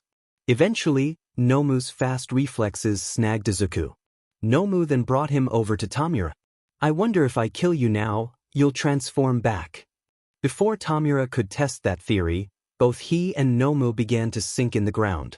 Izuku turned to see Hananuki softening the ground, with Nito running at him. A loud war cry sounded out as Kirishima clotheslined Kurogyri in the neck and gripped his exposed neck brace. Kamakiri slashed down, but Tamura was able to dodge back, though Kamakiri's follow-up made a small cut on his ribs. Nito! Use body snatch! Izuku shouted as he unraveled his hand for Nito to reach. Nito used a copy of Razor Sharp to launch himself forward and grab his hand. Once he copied body snatch, he slammed his palm on Nomu's brain and took control. Nomu then released Izuku. Give up, villains. You've lost. Kamakiri taunted. Tamura started to scratch his neck in rage. Kurogyri teleported over to Tamura, though Kirishima's hardened grip left deep gouges in his neck brace. The two villains teleported away, but not before Tamura gave one last hateful message. This isn't over, brats. I'll kill every last one of you. Especially you. Tamura shouted as he glared heavily at Izuku. Hananuki proceeded to trap the Nomu neck deep into the ground as Nito exited the body. Suddenly, thunderous footsteps were heard as All Might entered the Yi without a smile on his face. He proceeded to knock out the remaining villains and bring Aizawa and the rest of the students to the entrance. Before All Might prepared to round up the villains, Izuku warned him that the beaked villain in the ground was made to fight him. All Might thanked him for the warning and began apprehending the villains.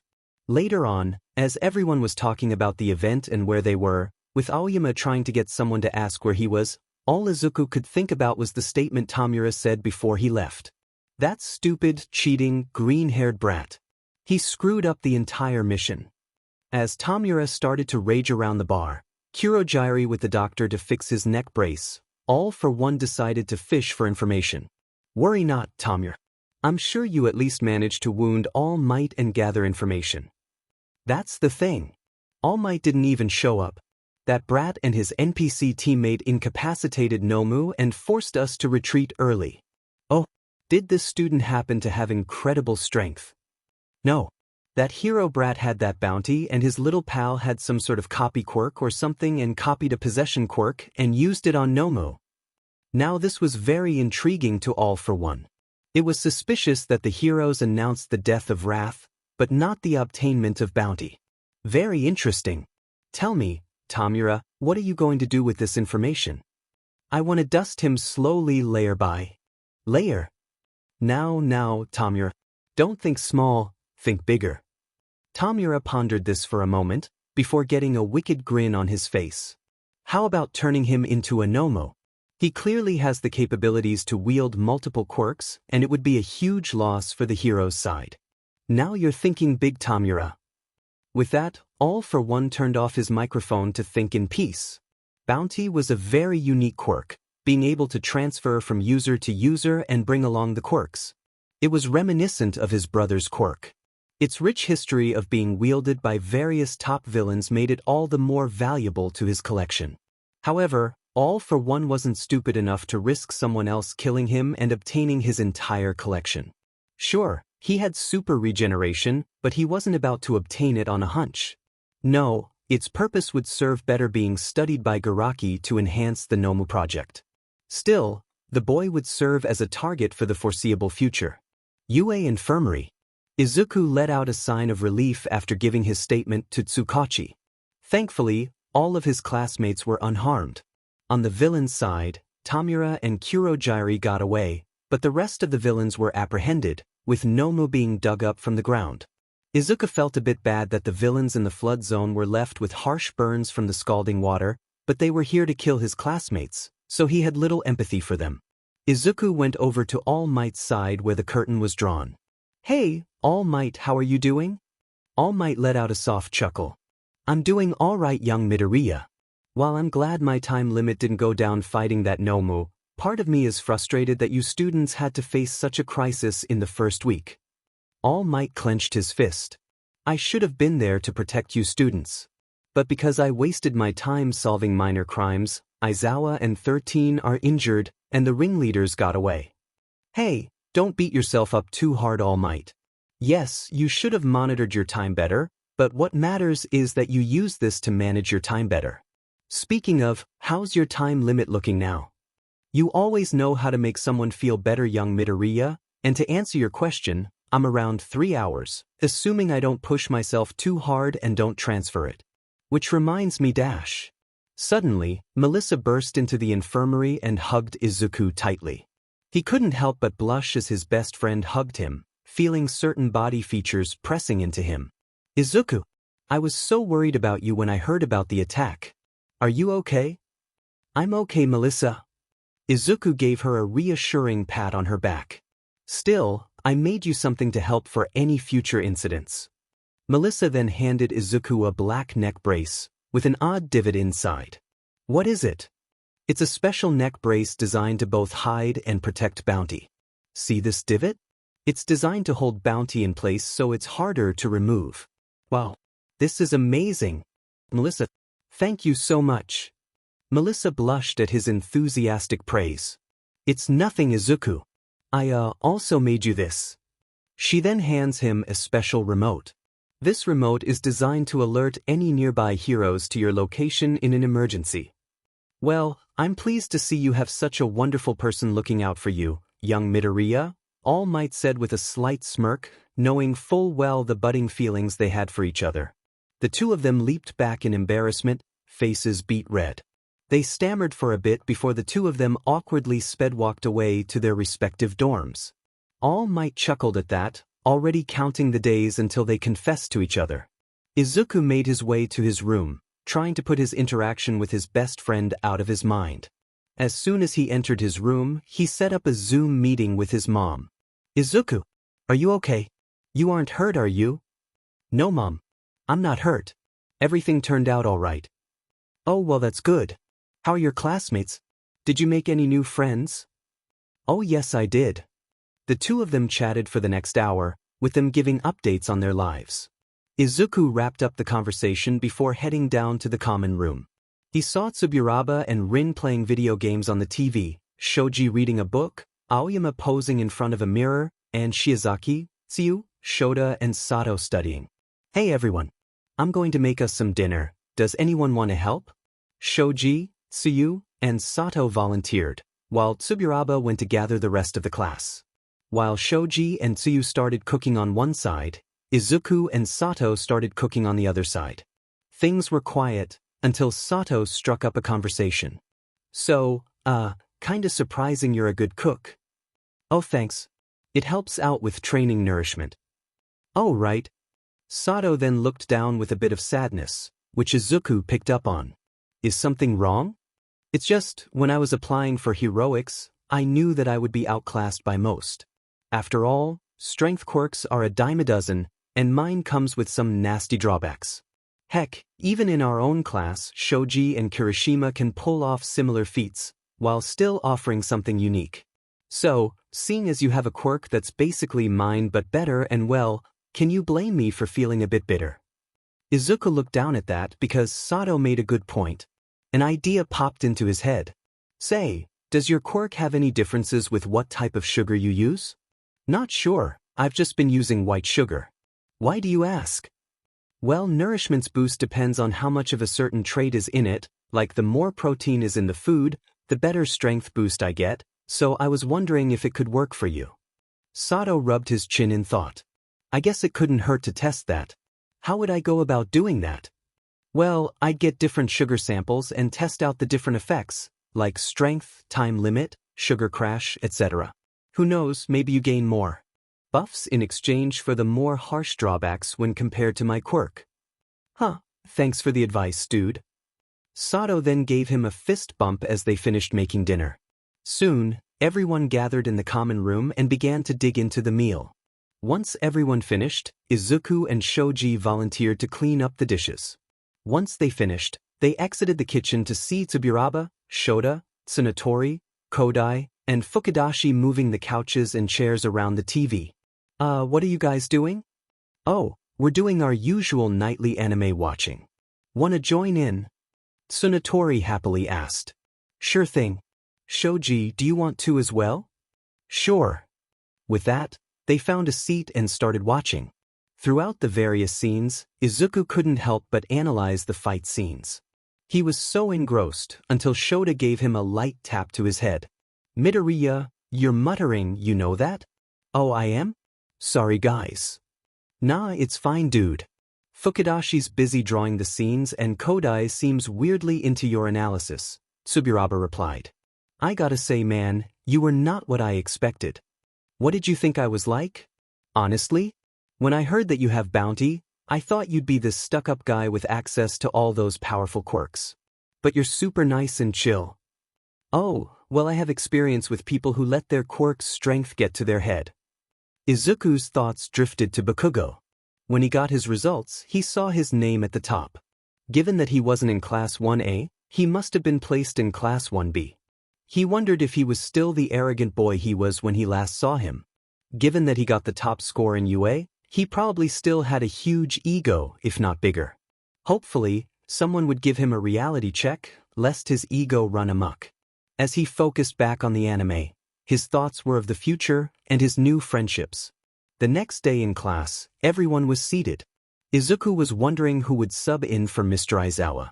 To everyone's astonishment, Aizawa walked in, albeit wrapped in bandages like a mummy. Mr. Aizawa? Everyone exclaimed. Is it really okay for you to be teaching us right now? Ribbit.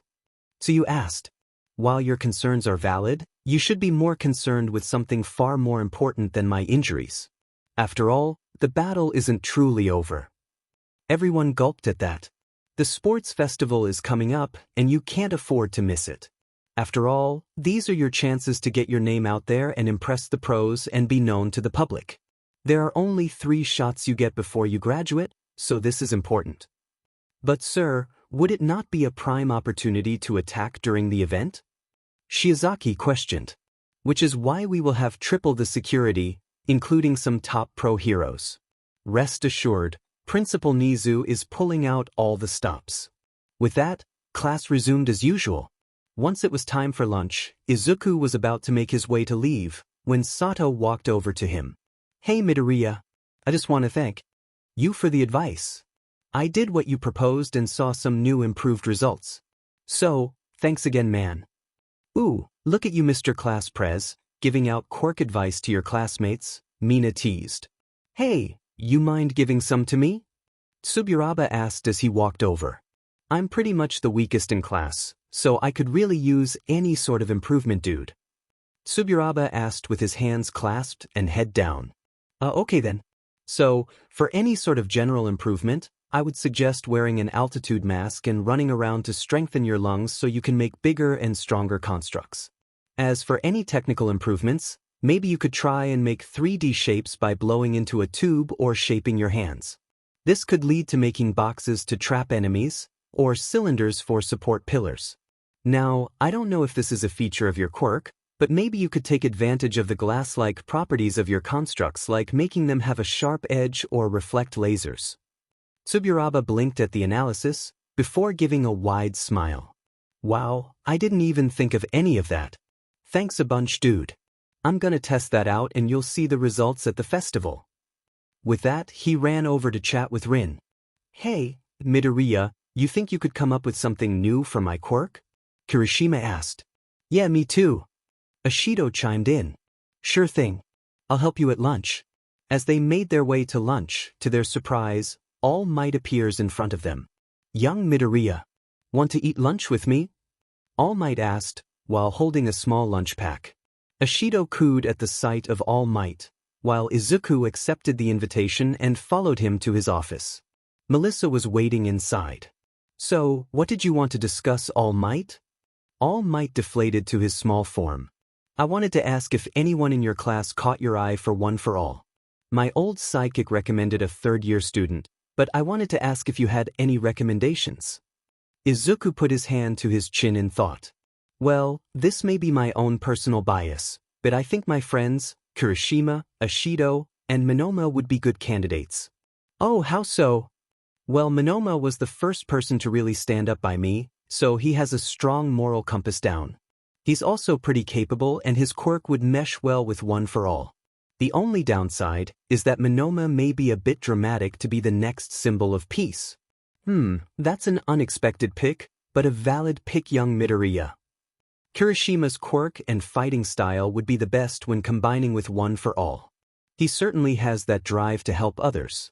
However, he did admit that when seriously pressed, he freezes up, though that's more a bravery issue rather than a willingness to do so. I'm sure under your wing, those issues can be ironed out. Young Kirishima was a student I had my eye on as a potential successor, so it's good we share similar opinions. Finally, there's Ashido. Honestly, I personally think she's the best candidate out of these 3. Oh, that's some high praise there young Midoriya. Care to elaborate? Well, she certainly has a strong body and a good handle on her quirk. However, the main reason is her social skills. One of the big reasons why you're so beloved and a symbol is that people really like you, and Ashido has that in spades.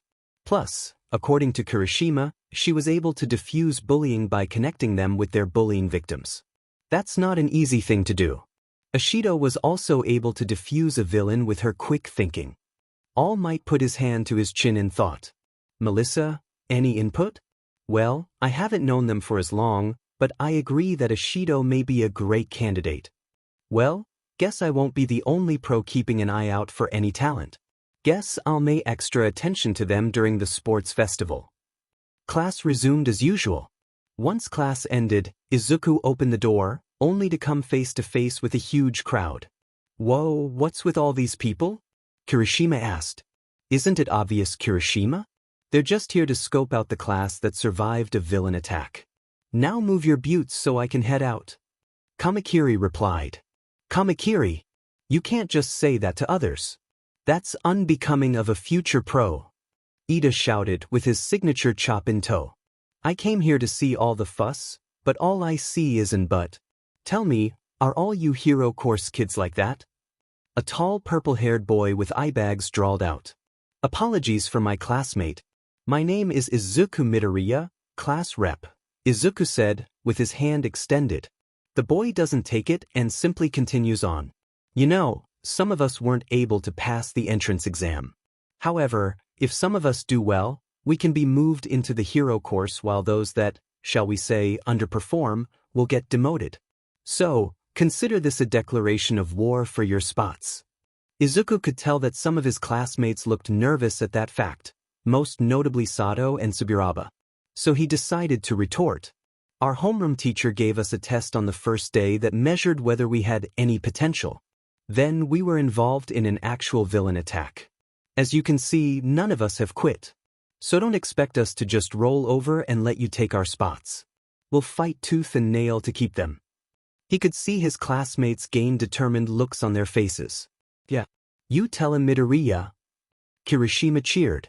A nice motivational speech, my friend, Monoma replied. The purple-haired boy scoffed, then took his leave, with a small smirk on his face. Before the other students could clear out, a loud voice shouted at them. Hey, I'm Tetsu from Class 1B. I came here to see if you guys are as tough as they say, but all I see are some JRKs and people who are all talk. Try not to embarrass yourselves at the festival. Kamakiri spares him a glance, then walks off. Hey, I'm talking to you, you JRK. Before Izuku could offer apologies, a familiar rude voice rang out. Just ignore. These extras, metalhead. It's obvious All Might had to save their sorry buttes if they aren't bragging about it. Bakugo said as he walked up. If you want the real deal, then you're looking at him. He boasted as he pointed a thumb in his direction. Clearly his ego remained unchecked. Izuku thought with a roll of his eyes. Oh, and just what exactly makes you any special? All I see is someone with a huge ego. Monoma retorted. Oh please, I got the highest score on the entrance exam, you blonde extra. Bakugo scoffed, before someone caught his eye. Deku! He growled out, marching over to him. What the hell are you doing here, you beefy? Normally, Izuku would have flinched from the confrontation from Bakugo, but being involved in 2 villain attacks and having actual friends made Bakugo less scary to him. You really want to do Bakugo in front of everyone here. This isn't Aldra. I doubt you have any friends here that'll take your side. Bakugo widened his eyes, briefly glancing at Tetsu, who averted his own eyes. Bakugo scoffed, but shoulder-checked him. This isn't over, Deku. I'm going to kick your butt so hard, you'll quit and leave this school. With that, he stomped off. Who was that, Midori? Just someone I have history with. With that, they headed to their dorms, with Izuku giving Quirk advice to Ashido. The next day, Kirishima and Izuku headed over to the dorm gym to train for the sports festival, which was set to occur in 2 weeks.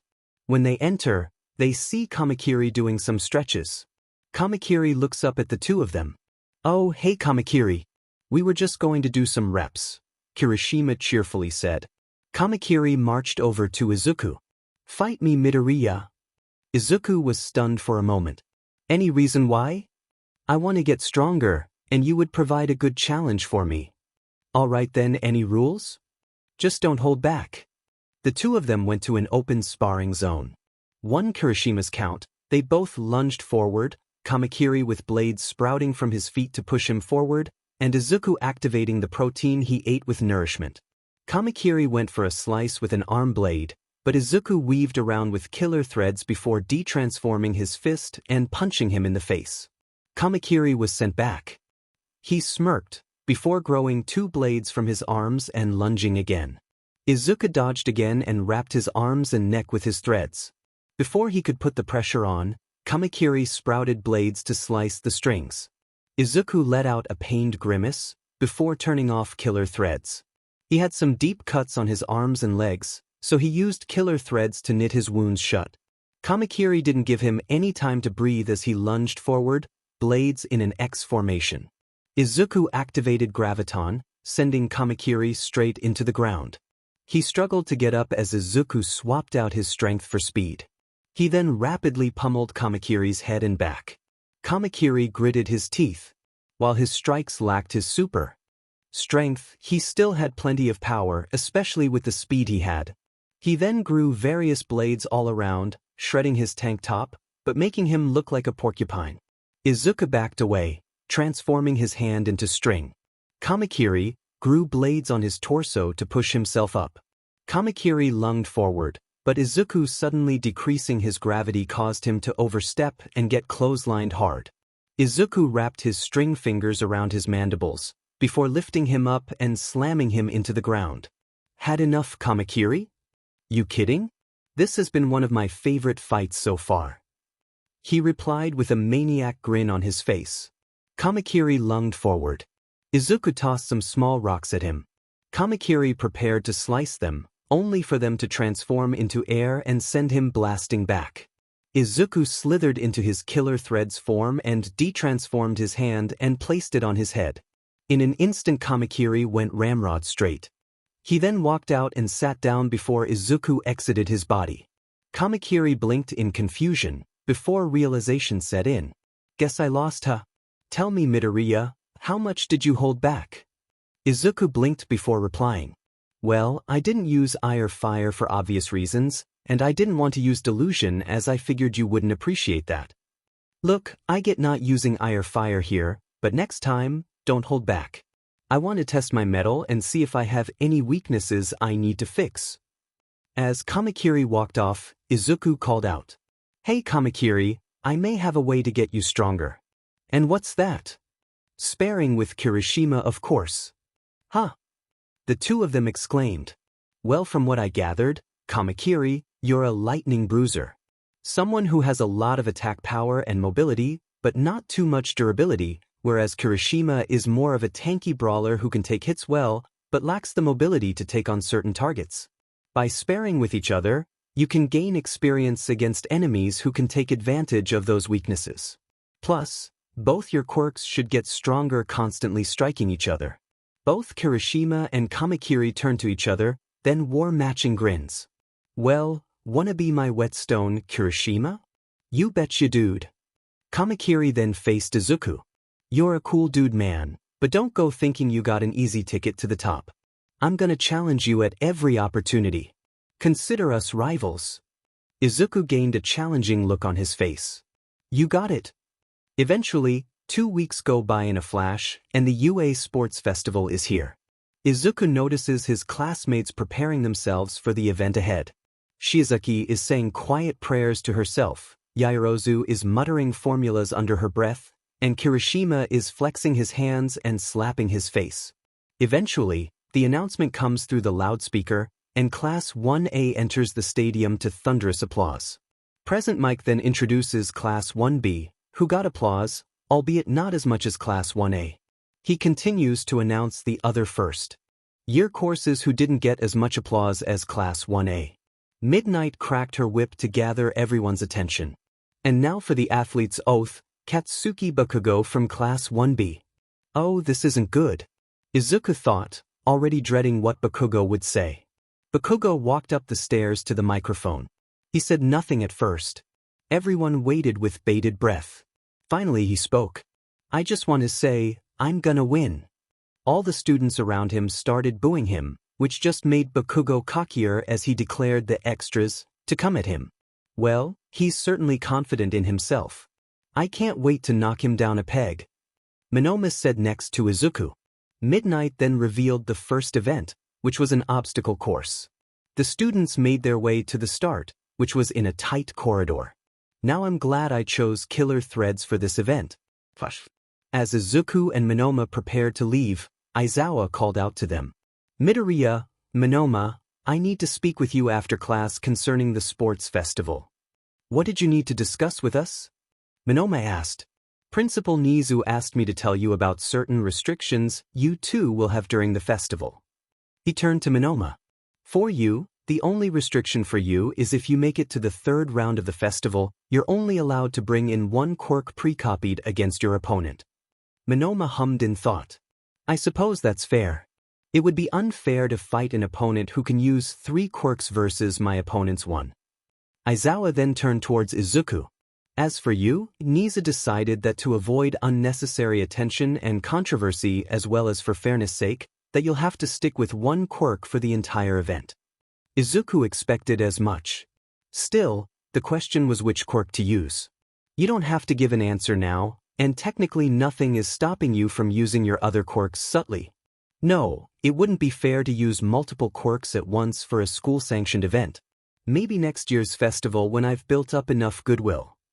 Back to the present. The first round of the festival started. Izuku could see that the first obstacle was getting past everyone in the tight corridor. Izuku transformed his body into string and slithered between everyone's legs and exited the corridor. Izuku noticed a boy with red and white hair and what looked like a burn mark on the left side of his face at the front.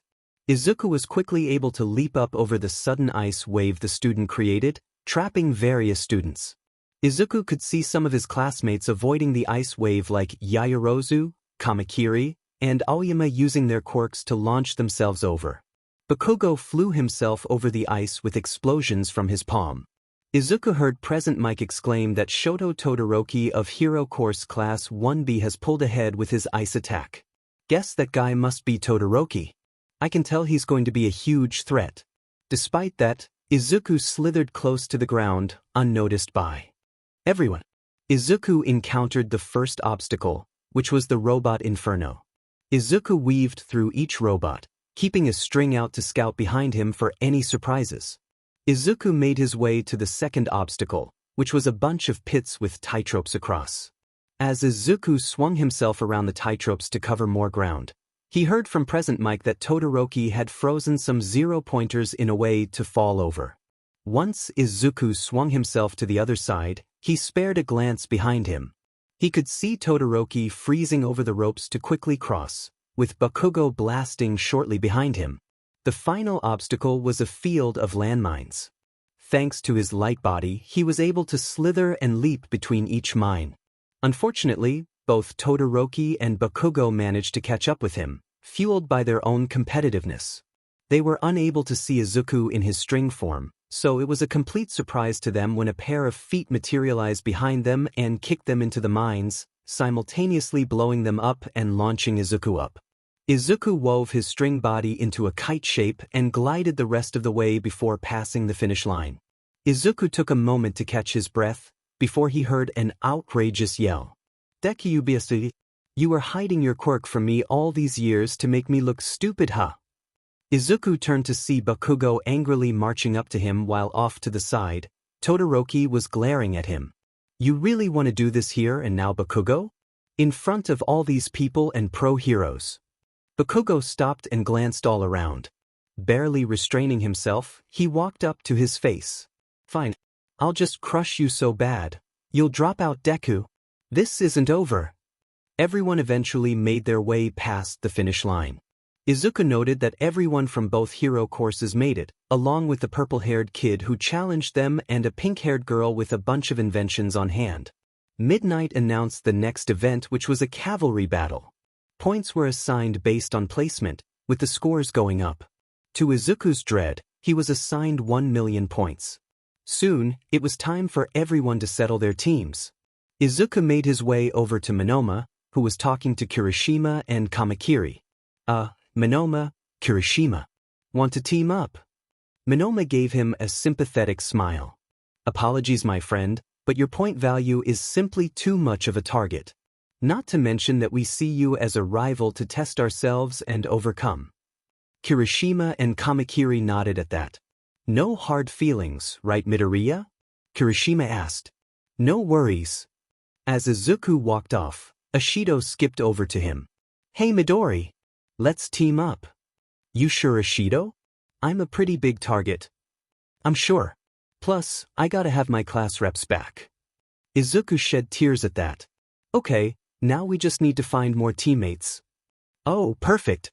You still don't have a full team. The pink-haired girl with the inventions ran over to them.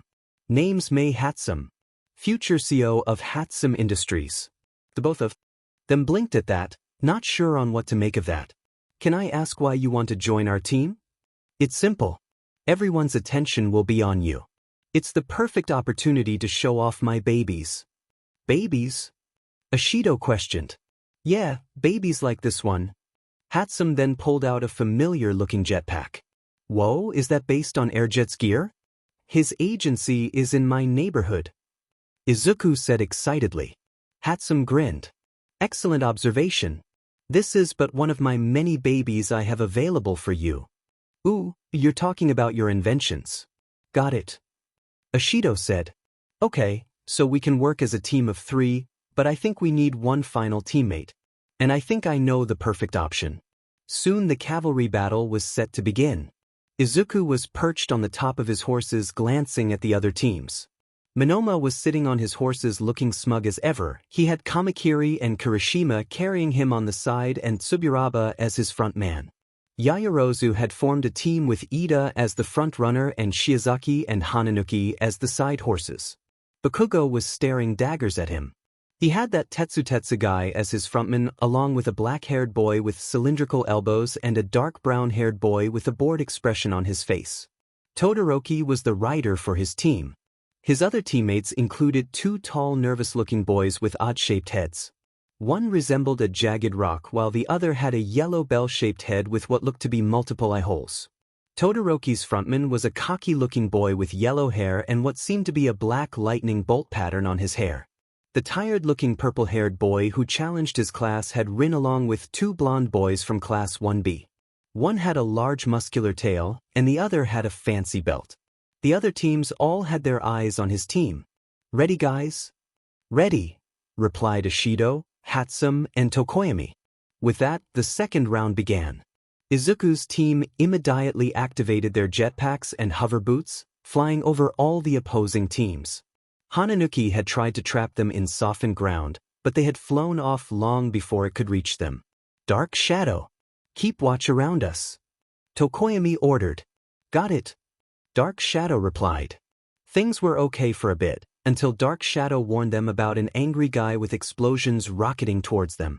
Deku, get over here so I can kill you. Ashido, you ready?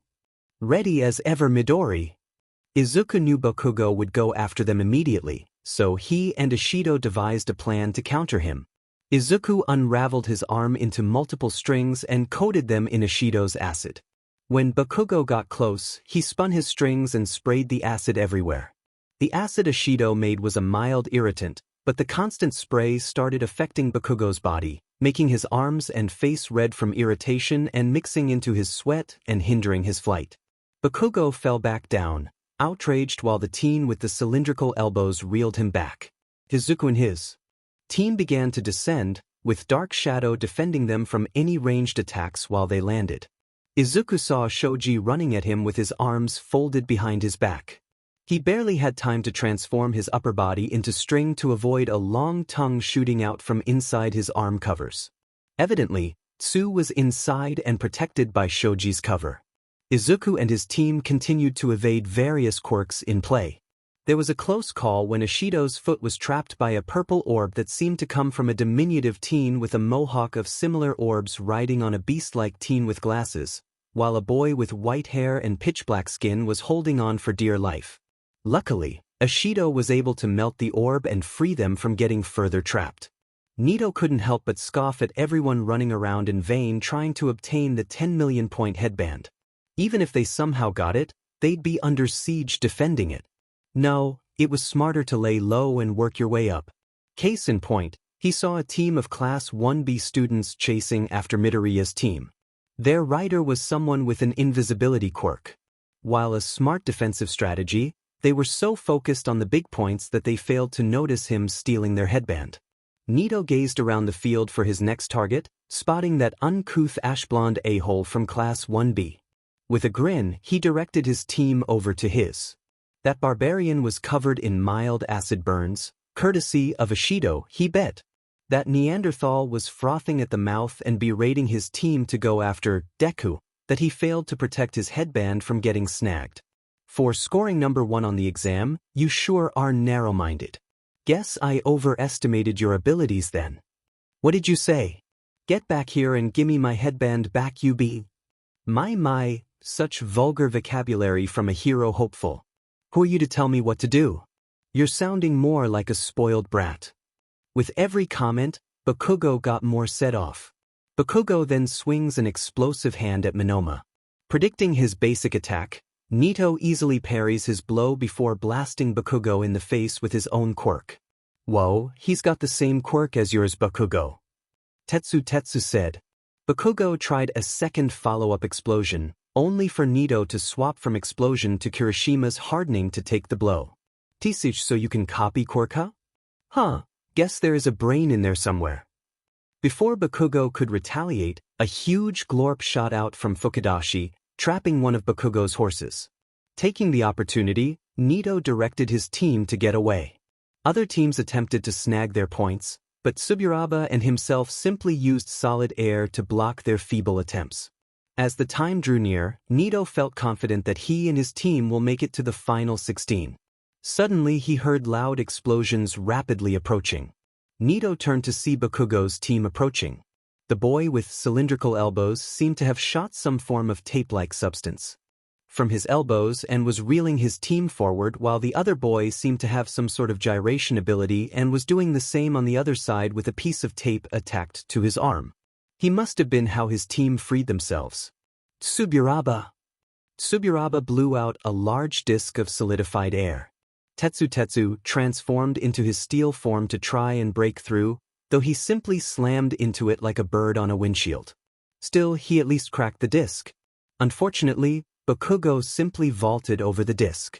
Nito copied Kamakiri's quirk and sprouted various blades to try and dissuade Bakugo, and while he reduced damage, Bakugo snagged his headbands. Got your headbands, you copycat bastard. Have fun watching from the sidelines, you extras. As Nito seethed with the time ticking down, he noticed the purple-haired boy who challenged his class talk to Bakugo and his team, who all promptly stopped moving and handed over their bands. Interesting chapter text. Izuku couldn't help but let out a sign of relief once the second round was declared over. There were some close calls, especially when Ida had some sort of ultra-speed super move. Luckily, he quickly transformed his upper half into string to avoid getting his headband snagged. Besides his team, Shiozaki and Todoroki's team also made it. Izuku could also see the purple-haired teen also made it. According to the results, his name was Hitoshi Shinszo.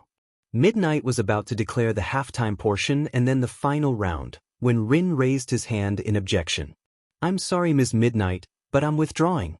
I barely remember anything from the cavalry battle. I get that this is an important opportunity, but my conscience won't allow it. Wait, wasn't he on Shinszo's team? Just kill it in the finals to prove yourself. Ashido piped up. Everyone else gave it their all in the second round. How could I stand with them if I don't know how I got there or what I did? This isn't a decision I'm making on a whim here. So, I'm sorry, but I'm dropping out in favor of someone more worthy. A blonde student with a large, muscular tail spoke up. Masahiro Ojiro from Class 1B, I'd like to drop out for the same reason. It wouldn't be right to advance without earning it. That goes against what the festival stands for. Midnight pondered for a moment before allowing the two of them to drop out. She then declared that the team with the fifth highest points would have two members replace them. They ended up being two girls from Class 1B. Izuku recognized Kendo as the class rep for her class and the brown-haired girl from the entrance exam. After looking at the board, he found out her name was Ochako Uraraka. Soon, the board showed both the students and the audience the matchups for the third round. Izuku Midoriya vs. Hitoshi Shinszo. Shoto Todoroki vs. Ibara Shiozaki. Mei Hatsum vs. Tenya Ida. Momo Yaoyorozu vs. Mina Ashido. Juzo Hananuki vs. Denki Kaminari. Koji Koda vs. Fumikage Tokoyami. Kojiro Bondo vs. Yuga Oyama. Ochako Uraraka vs. Itsuka Kendo. Looks like I'm the first round in the bracket, which means I'll either have to fight Todoroki or Shiozaki next. Great. I'll have to deal with this Shinszo guy beforehand. I'll have to be careful. I don't know what he's capable of, so I'll play cautiously. His thought process was broken when a voice startled him. Are you Izuku Midoriya? Shinszo said in his usual drawl. Before Izuku could reply, Rin interjected. Don't say a word to him, Midoriya. Shinszo just smirked, before walking off. Izuku then followed Rin to a secluded area within the stadium. Any reason why you wanted to talk here? Yeah, it concerns Shinszo's quirk. I'm not entirely sure what it is, but before the second round started, he talked to me and I blacked out. I only came to when I bumped shoulders with someone. That doesn't give me a ton to work with here. We still lack information about his quirk. Rin's right on the money about his quirk. Both Izuku and Rin turned to see Monoma leaning against the wall. I saw him speak to that Bakugo character and his team. As soon as they talked back, they all froze up and he snatched all their headbands. Okay, so his quirk is some sort of call-and-response type of mind control. Going off of Rin's experience, some sort of light impact or pain can snap them out. Yeah, but you'll be by yourself in the arena. How will you break free if he gets you with his quirk? Rin questioned. Izuku thought for a moment, before getting a brilliant idea on how to counter Shinszo's quirk. Soon, the halftime portion of the festival concluded. Both Izuku and Shinszo walked up to opposite sides of the arena. Welcome everyone to the main event. On one side, we have Class 1A's class representative. He slithered past obstacle after obstacle. But will his run come to an end? It's Izuku Midoriya. Present Mike shouted. The crowd cheered, with Izuku shyly smiling in response. And his opponent has been a dark horse throughout the festival. He's been able to slip under the radar all this time, but will that continue on? Let's hear it for Hitoshi Shinszo from the general education course. There was less applause than what he got, but applause, nonetheless. Midnight then cracker her whip to begin the match. You know, part of succeeding here at the festival is having the drive and willpower to go the distance. But that ponytailed idiot went and threw away his chance over something as silly as pride. Guess now I know whose seat I'll be taking after this. Izuku was about to reflexively speak out against Shinszo, but held back at the last second. With that, he initiated his plan. Izuku sprouted various strings around his lips and sewed his mouth shut. Shinszo's eyes widened in response, before glaring back. Guess he ratted out my quirk, huh? You wouldn't understand, what with your heroic quirks, the hurdles we have to jump through with our villainous quirks. Izuku simply extended his string arms before launching them forward to strike Shinszo in the face, knocking him to the ground. Before Shinszo could do anything, Izuku wrapped him up with his arms and covered Shinszo's mouth with his hands. Izuku then tossed Shinszo out of bounds. Ignoring the crowd cheering, Izuku walked over to Shinszo, who was rubbing his bruised jaw. When he saw Izuku approach him, he scoffed. What? Winning so easily wasn't enough for you? Come to rub it in or something? About your comment about the hurdles you have to jump through because of your quote-unquote villainous quirk, let's just say I have experience with that. Izuku activated killer threads. Look familiar? Shinszo squinted, trying to place why his quirk seemed familiar. Think on that. With that, Izuku took his leave. Izuku made his way back to the stands. Rin gave him a nod of respect as he sat next to Monoma. So, you think Shiozaki has a shot at taking down Todoroki? Monoma asked. Well, her vine deployment rate is quick, and she can attack from all angles. That being said, Todoroki can simply freeze her as soon as her vines make contact with him.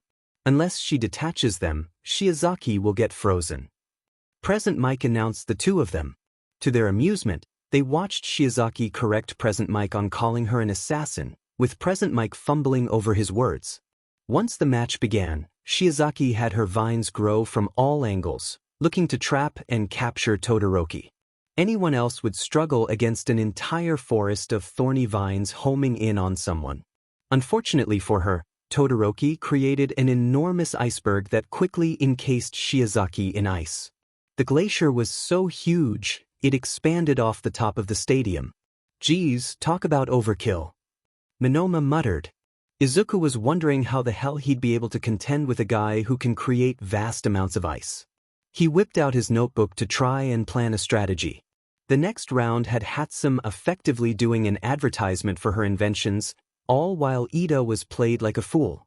Izuku wouldn't consider himself a particularly vengeful person, but he'd be lying if he didn't get some satisfaction seeing Shiozaki and Ida underperform a bit during the festival. Ashido suddenly plopped next to Izuku. Midori, I need your help. How am I supposed to beat Yamamo? She's like super smart with an OP quirk. Izuku thought about it before handing Ashido a strategy against Yaoyorozu. Ashido let out a cheer, before hugging Izuku. You're the best, Midori. As she skipped off, neither one noticed the slight glare Shiozaki gave to Izuku, having just returned after getting thawed out from Todoroki's ice. Ashido versus Yaoyorozu began once Hatsum finished up and walked out of bounds. Yaoyorozu instantly created a shield and bow staff while Ashido quickly covered ground by sliding on her acid. Yaoyorozu swung her staff at Ashido, who simply bent backwards and splashed acid on her staff and shield. Yaoyorozu tried to create a more acid-proof shield but had to settle with a basic shield to block Ashido's acid. As Yaoyorozu discarded the rapidly dissolving shield, Ashido sprayed skin-irritating acid on her. The acid irritating her skin prevented Yaoyorozu from properly creating anything, which left her open for Ashido to spray slippery acid behind her and push her out of bounds. Ashido posed in victory, while Yaoyorozu walked away dejectedly. Nicely done. I assume the strategy was to get in close and dissolve any item Yaoyorozu creates. Monoma asked. Yeah, I noticed that it takes time for her to create objects, even more so if she can't focus. So, by coating her skin with mild acid, it would hamper her thinking and her creation process. The next few battles weren't much to write home about. Hananuki simply dove into the softened ground to avoid Kaminari's electric blast and trap him in the ground. Tokoyami had Dark Shadow push Koji out of bounds. The few birds he had quickly scattered at the sight of a large bird-shaped shadow monster chasing them. Finally, Aoyama's laser quickly punched through Bando's glue for the knockout. The real highlight was the battle between Kendo and Uraraka. It was clear that the two of them were well versed in martial arts as they quickly blocked and dodged around their strikes. It was clear that Kendo had much more experience, but Uraraka made it up with her quirk, which Izuku remembered as a touch-based gravity quirk. Uraraka eventually tagged Kendo's enlarged hands, causing her to float up. Unfortunately, Kendo's quick thinking allowed her to flap her large hands like giant wings to direct her to Uraraka. Kendo proceeded to wrap her legs around Uraraka's neck and choke her out until she tapped out. Both girls gave each other a firm handshake and walked back together. Izuku then got up to walk towards the arena, going over his strategy against Todoroki in his head. Izuku took a deep breath as he faced Todoroki's frosty glare from across the arena. He knew that Todoroki outclassed him in terms of range and defense, and he certainly couldn't punch through his ice with killer threads alone. Sure, he could use nourishment to amplify his strength or use delusion to subtly mess with him, but that went against the spirit of the sports festival.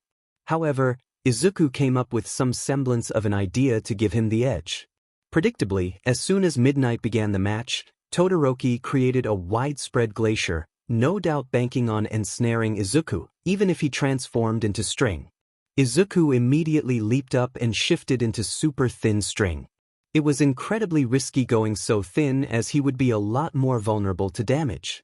Luckily, Izuku's gambit paid off as he could see Todoroki squinting across the vast sea of ice he just made.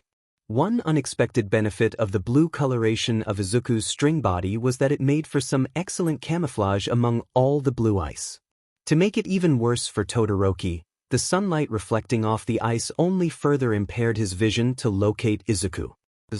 Izuku slithered over to Todoroki. He recalled the lesson Star and Stripe, or as she insisted he call her, Kathy, drilled into his mind. 1.5 years ago.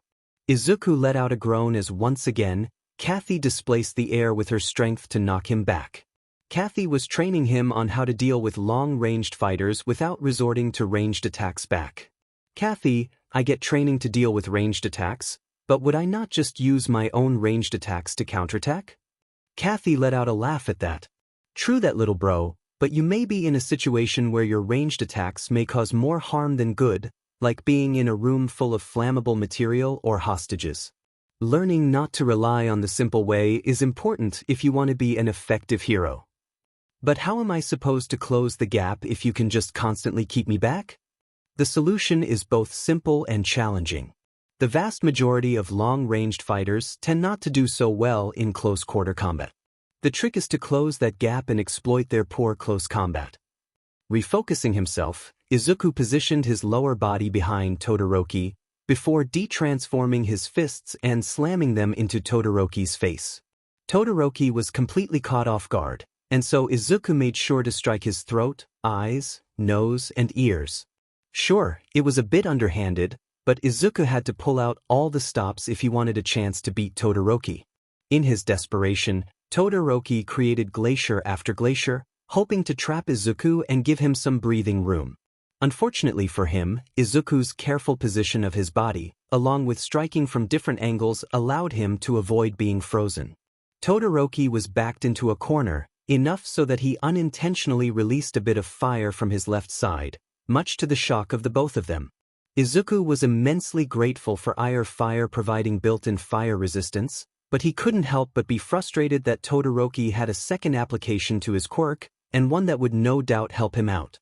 Still, he used the shock of Todoroki to press the advantage and knock him out with a well-timed blow to the head. Izuku ignored the cheers from the crowd as he pondered why Todoroki would intentionally sandbag himself. Was he that cocky that he could win with just his ice side? Or was there a deeper meaning? Regardless, Izuku had to prepare himself for his next round, devising plans on dealing with either Ashido or Ida, depending on who won. Ashido was feeling confident at facing Ida. Sure, he outclassed her in brains and speed, but she made up for it in creativity and range. Plus, she didn't like bullies, and taking Ida down a few pegs was a nice bonus. Once midnight started the match, Ida raced ahead, hoping to blindside Ashido with speed. Ashido countered him by spinning around and spraying slippery acid everywhere. Ida couldn't slow himself down and ended up slipping on the acid and landing hard against his back. Taking advantage of the situation, Ashido covered Ida in thick, viscous acid to trap him. Man, I gotta thank Midori for helping me figure out a less dangerous way to deal with opponents with my acid. Once Midnight declared her the winner, she skipped back to the stands, only to come to the startling realization that she would be facing Midoriya. Oh crap. Hananuki vs Tokoyami was certainly an interesting match to say the least. Hananuki dove into the softened arena, while Tokoyami slowly sank in. Tokoyami tried to have Dark Shadow dive in to find Hananuki, only for Hananuki to solidify the ground and trap Dark Shadow and Tokoyami by extension. Tokoyami begrudgingly conceded the match. Aoyama vs Kendo was another interesting match. On paper, one would assume Aoyama had the advantage in range. However, Kendo's agility allowed her to avoid Aoyama's straightforward attacks and land a solid enlarged punch to his stomach for the win. Once their match concluded, Izuku locked eyes with Ashido and gave her a determined nod of respect, with Ashido returning the gesture. Once they made it to their side of the arena, Ashido called out to him. "Hey Midori! No hard feelings when I win, okay?" "Likewise, Ashido, but I certainly won't make it easy for you." Once the match started, Ashido skated over on her acid and began spraying sticky globs of acid everywhere. Acid storm! Izuku simply transformed into string and flowed around each glob, using his newfound flexibility to avoid getting caught. Izuku then grabbed her legs and toppled her over into her own sticky acid. Try as she might, Ashido was stuck in her own trap. Sure, her skin was mostly acid-resistant, so she could slowly pry herself free, but her uniform wasn't, and she wasn't about to expose herself to the whole world like that. With that, Midnight declared Izuku the winner as he helped pry her to her feet. Ashido's uniform still had sticky globs of acid stuck in various patches around her body. Man, I really thought I had you there with the acid storm move. Guess I really underestimated how difficult it was to aim for such a thin target. Hey, don't beat yourself up too much. Most would struggle to avoid getting caught up in your trap. But if I had to offer constructive criticism, I'd suggest not spinning around, as that probably hindered your accuracy even more. Ashido paused at that. Huh, okay, yeah, good point. I probably shouldn't just sprayed out a wave instead of trying to do an area of effect, huh? The two of them made their way back to their seats, with Ashido melting off the remaining acid globs. Hey, good match you two. I was feeling super pumped up. Kirishima exclaimed. Indeed. You two really showcased your abilities quite well for the pros. Monoma added. Thanks you guys. Ashido cheered out, taking her seat. So, Midoriya, do you think we'll win the next round, Hananuki or Kendo? Monoma asked. Izuku put his hand to his chin in thought. Well, Hananuki obviously beats her in range, but I honestly think Kendo is one of the few close-ranged fighters that has a decent chance of beating him. It all depends on how creative Kendo is with her quirk. The two of them turned their attention to Hananuki versus Kendo. Like his previous matches, Hananuki softened the terrain and dove in. However, Kendo enlarged both hands and began to swing them back and forth within the softened ground. What's she doing? Kirishima questioned. I think she's generating waves to push Hananuki back, replied Monoma. Hananuki swam to the surface, unable to get in close to pull Kendo down. He solidified the ground to trap Kendo's fists. Kendo simply shrank her hands back to free them before enlarging them again and smashed the ground to free her legs. As she charged towards Hananuki, he softened the ground again to try and hide. Kendo, however, wasn't about to let him get away. She dove in and managed to grab him with her giant hand and pull him up from the ground. She then slowly trudged over to the out-of-bounds area and tossed Hananuki out. Looks like I'm facing Kendo then. Izuku then got up to head down to the arena, with his friends offering words of encouragement. Once Izuku made his way to the arena, he took note of his opponent. Kendo was clearly exhausted after how much she had to move around in her fights, while Izuku was only moderately tired. Still, he would respect his opponent and fight as hard as possible. Midnight declared the match to start and Izuku shot forward in string form. Kendo simply enlarged her hands and waved them around, generating gusts of wind to try and blow Izuku out of bounds. Izuku shifted back, knowing Kendo couldn't keep that up all day. Kendo's arms slowed down, allowing him to charge ahead. She tried to punch him, only for him to weave out of the way via transforming into string. Izuku then wrapped up Kendo's arms and legs together, causing them to fall. She tried to use her large hands to free herself, but her arms were pinned in such a way that she couldn't free herself. Izuku Midoriya wins the match by pin. Midoriya wins the first-year sports festival. Midnight declared. The crowds erupted in cheers. Izuku unwound himself and helped Kendo to her feet. Good match, Kendo. That was clever of you to counterattack me like that. Likewise, Midoriya. I may not have been able to win, but I did bring glory and attention to my class, so I'd consider that a win for Class B.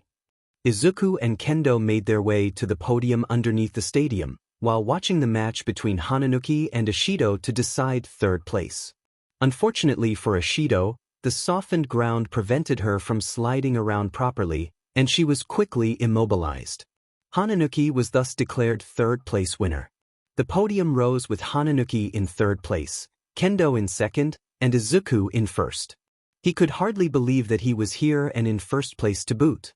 Hananuki noticed his nervous fidgeting and quirked an eyebrow in amusement.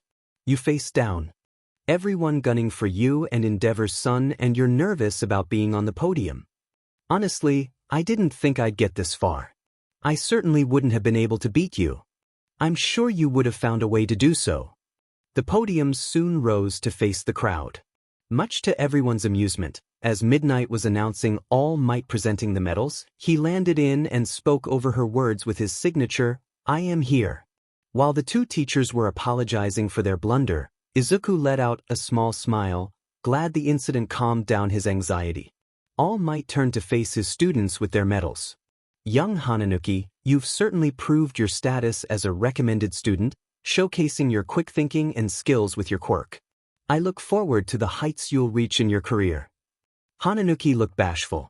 Thank you for your words of encouragement, All Might Sensei. I shall strive to meet your expectations. Giving him a nod of respect, All Might turned to Kendo. Young Kendo, you've showcased not only your strength, but your drive. While it is unfortunate that your class was overshadowed by the USJ incident, you've more than proved that Class 1B is not to be overlooked nor underestimated. Kendo teared up a bit at the praise from the symbol of peace but stood firm and resolute.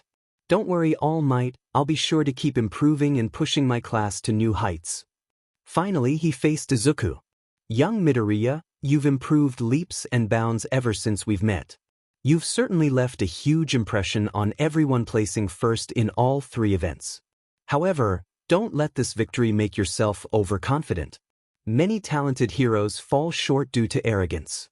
Not that I have to worry about that, young Midoriya. Izuku chuckled at that. Duly noted, All Might. I'm sure both yourself and my classmates will keep me in check. All Might's smile grew ever so slightly wider. As All Might was sounding off the festival, much to the crowd and All Might's embarrassment, his words of thanking everyone for their hard work overlapped with the crowd preemptively shouting out, "Plus Ultra." After the closing ceremony ended, Izuku walked back with Monoma, Ashido, and Kirishima. So Midoriya, what will you do with the 4-day weekend? Monoma asked. Oh, I was gonna cheer on Melissa during her festival tomorrow. You guys wanna join me? Kirishima started crying tears of joy and saying something about how manly it was supporting his best friend like that. Everyone agreed to come support Melissa as well. Bakugo was beyond sad. First, that Ibag's BSR did something and costed him his rightful place in the finals. Then, Deku of all people got icy hot to use his fire, however brief it was. And to rub salt in the wound, he got first place in every event. It wasn't fair. That should have been him winning first, not Deku. A small part of him wondered if he could even still call him Deku. After all, he placed first in every event and beat Icy Hot. What did that make him? On a remote island, a hooded figure was watching various news outlets. Each one was talking about the high death toll and disease speed affecting each country, starting with America, and spreading through the Europe and South American countries. Morticia, how goes our plan? The hooded figure addressed an armored woman with flowing purple cyan hair. Quite well. So far, we've killed millions of people, including various pro-heroes, as well as polluting the water and earth to further the death toll. Still no sign of our target. Good work, everyone. The door opened and a tall blonde-haired man dressed in a white suit and black furred cloak walked in. Pardon the interruption, but I have vital news regarding our target. The man said, taking a bow of respect. At ease, Silas. What is the news you bring? I believe I've found the location of bounty. The room fell silent before the hooded figure spoke up. Truly? Well, I'm not 100% sure, but I have substantial evidence to prove it. Raven, can you look it over? A pale-skinned man with shaggy navy blue hair and short brown horns walked over. He took the iPad and looked over the pictures presented. His yellow eyes widened in surprise. It seems Silas has indeed found the location of bounty. He showed the screen to the hooded figure. Notice how this boy is clearly demonstrating killer threads in action and wearing a neck brace. Sure, you could chalk it up to coincidence, but look closely at this scene here. He then zoomed in on the scene where Midoriya was pummeling Todoroki and causing him to use his fire. Notice how he didn't burn up like a typical user of killer threads. And further research shows he and his family moved overseas after the wildfire of Wrath incident. It's not 100% guaranteed, but it's the closest we've gotten in terms of leads. The hooded figure was silent for a moment before making a declaration. Well, it seems we need to pay Japan an early visit then. Silas, prepare the jet for takeoff. Let's go, crew. As the 3 villains ran to get prepared, the hooded figure glanced up, the ceiling light exposing the figure's face. They had 3 freckles arranged in a triangle shape under their left eye and dark red hair covering their right eye. The hooded figure smiled up in thought. Finally, I've found you, father. If Izuku thought it was loud within the field, then it was deafening being a part of the crowd this time. Honestly, he couldn't blame the crowd. He was excited too, albeit for a slightly different reason. While most of the crowd was focusing on the second-year hero course, he was focused on the support course, specifically on his best friend.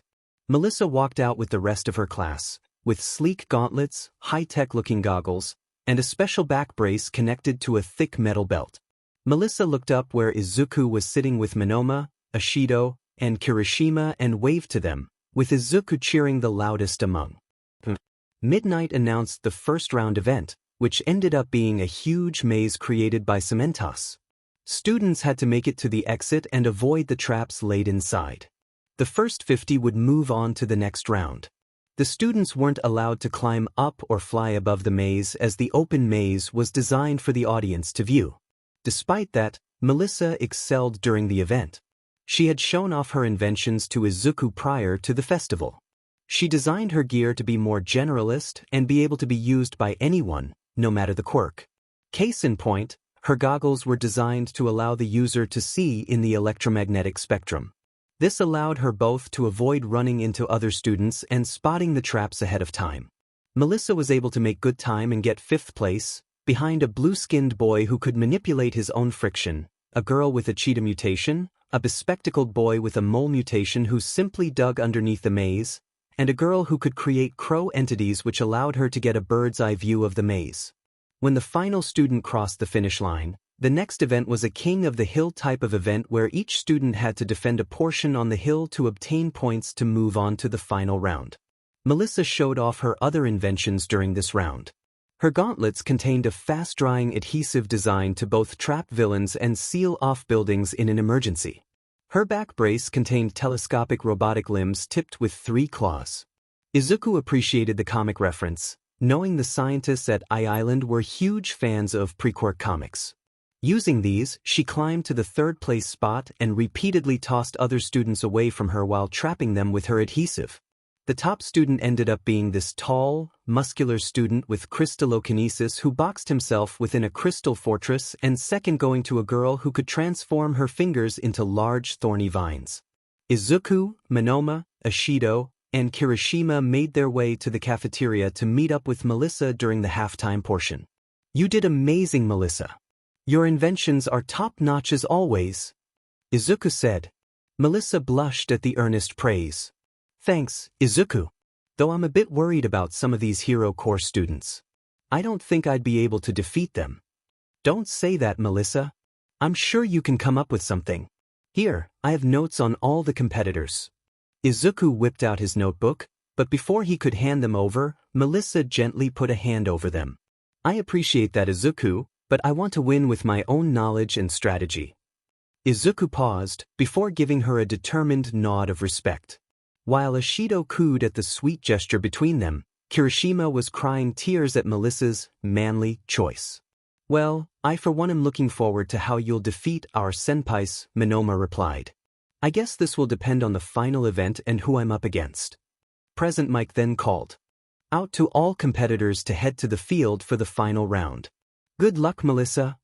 Izuku, Monoma, Kirishima, and Ashido called out, with Izuku being the loudest. Melissa smiled at her friend's encouragement before making her way to the field. The twist for this year was that each competitor was fighting above a mud pit on a thin balance beam, with the goal to knock the opponent in the mud for the win. Melissa's first opponent was a white-haired boy who could shoot purple darts that cause pain when stabbed in a person. The boy let out a barrage of darts, which Melissa blocked with her tentacles. She shot her feet with her adhesive and had 2 arms blocking the darts while the other 2 snaked their way under the beam and grabbed the boy's leg and tossed him in the mud.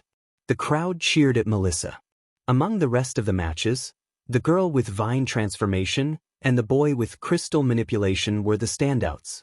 The quarterfinals began with Melissa against the Vine Girl. The Vine Girl transformed her fingers into vines and shot them forward.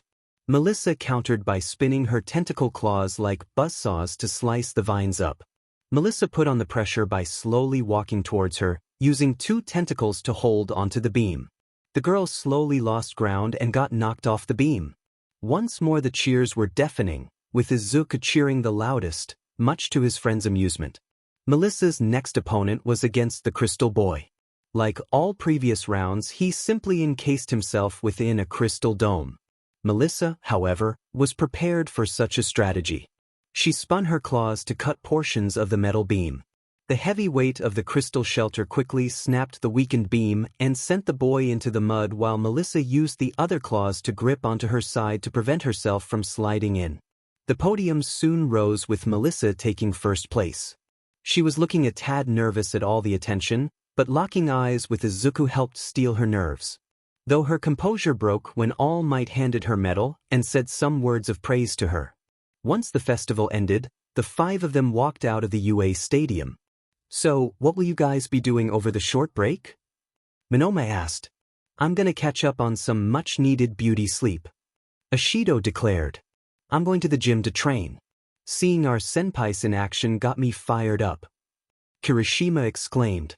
"I don't blame you. Seeing all those cool quirks in action made me want to rewatch the festival and record them in my notebook." Izuku said. The 5 of them bid their farewells before heading home. The death toll in Europe has continued to steadily rise every week. The heroes and police are working tirelessly to find the source. However, no update has been found, only that it seems to have originated in the west coast of America. With heroes, doctors and police numbers going down, folks are advised to be cautious and report any information if you have it. Hope the pros figure out the cause of the death toll. It's getting concerning how widespread it's getting. Izuku was on the train, heading to UA. He was listening to the news to pass the time. Lots of the passengers congratulated him on winning the sports festival, much to his slight embarrassment. In other news, the turbo hero, Ingenium, has been paralyzed after an unfortunate encounter with the hero killer Stain. Civilians are told to be vigilant for any sign of Stain and to call the pros if you do encounter this heinous villain. Man, I hope they catch this guy sooner before later. Ingenium was a great hero. As Izuku exited the train and headed to UA, he noticed Ida running up. Izuku braced for the inevitable lecture on how the class president should be 15 minutes early to set a proper example, but Ida just ran by without a glance. He noticed a slightly pained expression on Ida's face as he passed. I wonder what's got Ida like this? Surely he isn't taking his loss against Ashido this hard? Wait, of course. Both Ida and Ingenium have similar quirks and costumes. No wonder Ida's not acting like his usual self. Even if he and Ida had a rocky relationship as class president, he was going to offer his condolences. Hey Ida. Ida slowed down a bit before turning around.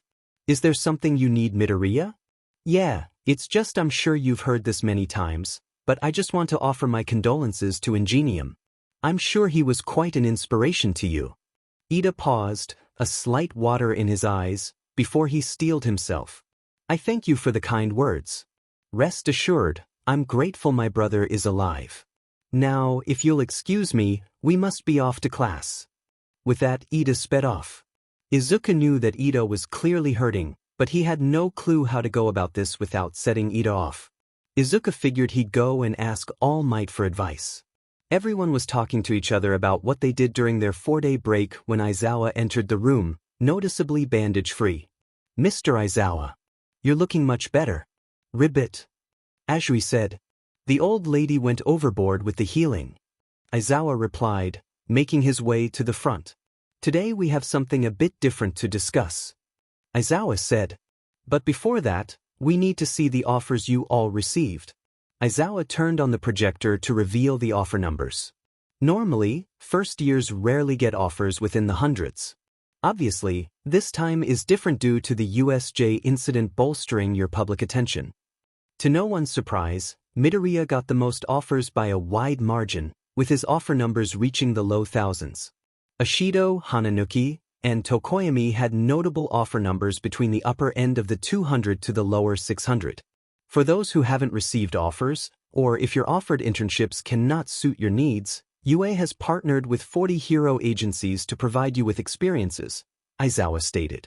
And for that, you're going to need hero names, or they'll be hell to pay. Midnight burst into the classroom, in her usual provocative pose. I'm not good with deciding hero names, so I'll leave this one up to Midnight. With that, Aizawa crawled into his sleeping bag and promptly fell asleep. You guys will have to think carefully about what kind of name you'll be choosing. The media's attention will be on you even more than your typical first-year course. Lots of students want to pick some badass edgy hero name to strike fear into villains, but if that goes against the image you want, it can cause problems. Therefore, I shall decide if your hero name is appropriate or not. Everyone was passed a whiteboard to think up a hero name. Izuku was struggling for a bit to decide on a hero name, especially one that would fit all his quirks. One by one, his classmates went up to present their hero names. Aoyama and Ashido had to change their initial names to different ones. After taking suggestions, Aoyama's new hero name was the Shining Hero, Supernova, while Ashido went with the Bond Hero, Chaemina. Azui went with the Rainy Season Hero, Froppy. Shizuki chose Divine Hero, Tsurusu. Shoji chose Tentacle Hero, Tentacle. Tokoyami chose Jet Black Hero, Tsukuyami. Fukudashi chose Sound Effects Hero, Comic Man. Hananuki chose Submerse Hero, Pitfall. Yayorozu chose Everything Hero, Refine. Kirishima chose Sturdy Hero, Red Riot. Shota chose Mind's Hero, Double Tap. Sato chose Sweet's Hero, Hitter Sweet. And Tsuburaba chose Windshield Hero, Atmosphere, after his initial choice of Blowhard was denied. Some chose not to add epithets like how Kamakiri went with Jack Mantis, Kodai went with Synthesize, Tsunatori went with Bullrush, Rin chose Long Wazy, and Monoma went with Phantom Thief. When asked why he didn't have an epithet, he replied that he didn't want to give any hints as to how his quirk worked. To Izuku's concern, Ida chose his name as a placeholder name. It seemed Ida was still thinking about his brother's early retirement. When it was Izuku's turn to present, he was nervous, but proud of what he came up with. So, obviously the quirks I wield have a negative history and usage, so it was difficult to pick a name that best fits the image I wanted and represented the quirks. It may seem a bit silly, but I'm proud of what I came up with. Izuku presented his whiteboard to the class. I'm going to be the silver lining hero, Virtuous. The board showed the words that made up his name, those being vert, French for green, and virtuous. I must say, that's quite a layered name. Well done, Midoriya. Full pass. Midnight declared. Afterwards, everyone was passed folders containing their internship offers. When Izuku opened his folder, he noticed some offers with a small star next to their name. A small note at the top noted the stars meant the pro was trusted and in the know about his quirk situation. Looking at the starred selections, he made his decision and placed the name of the hero he was interning at. Once class ended, Izuku got a text from All Might asking for him and Ashido to meet him at his office. Izuku wondered why All Might would ask for Ashido, but figured it had something to do with One for All. Hey Ashido? You mind hanging back after school? All Might wants to talk with us. Sure thing. Any reason why All Might Sensei wants to talk with us? I'm not 100% sure, but I have an inkling. We'll find out. The two of them made their way to All Might's office.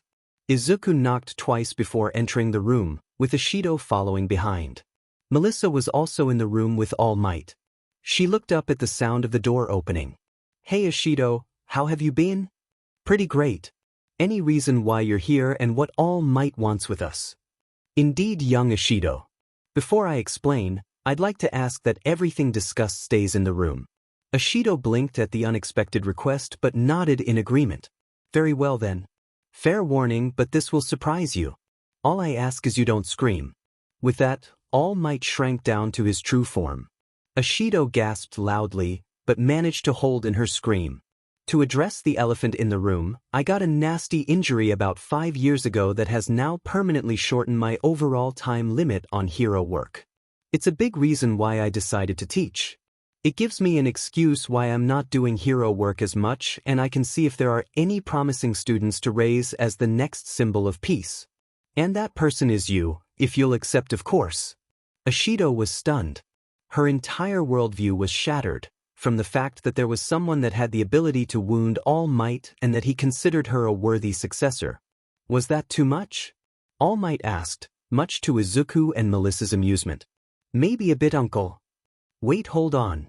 How come you two aren't surprised by all this? Ashido said, gesturing to All Might's emaciated form. Izuku and Melissa shared a look before Izuku spoke up. You know how after the Wildfire of Wrath incident, I had to move to Island?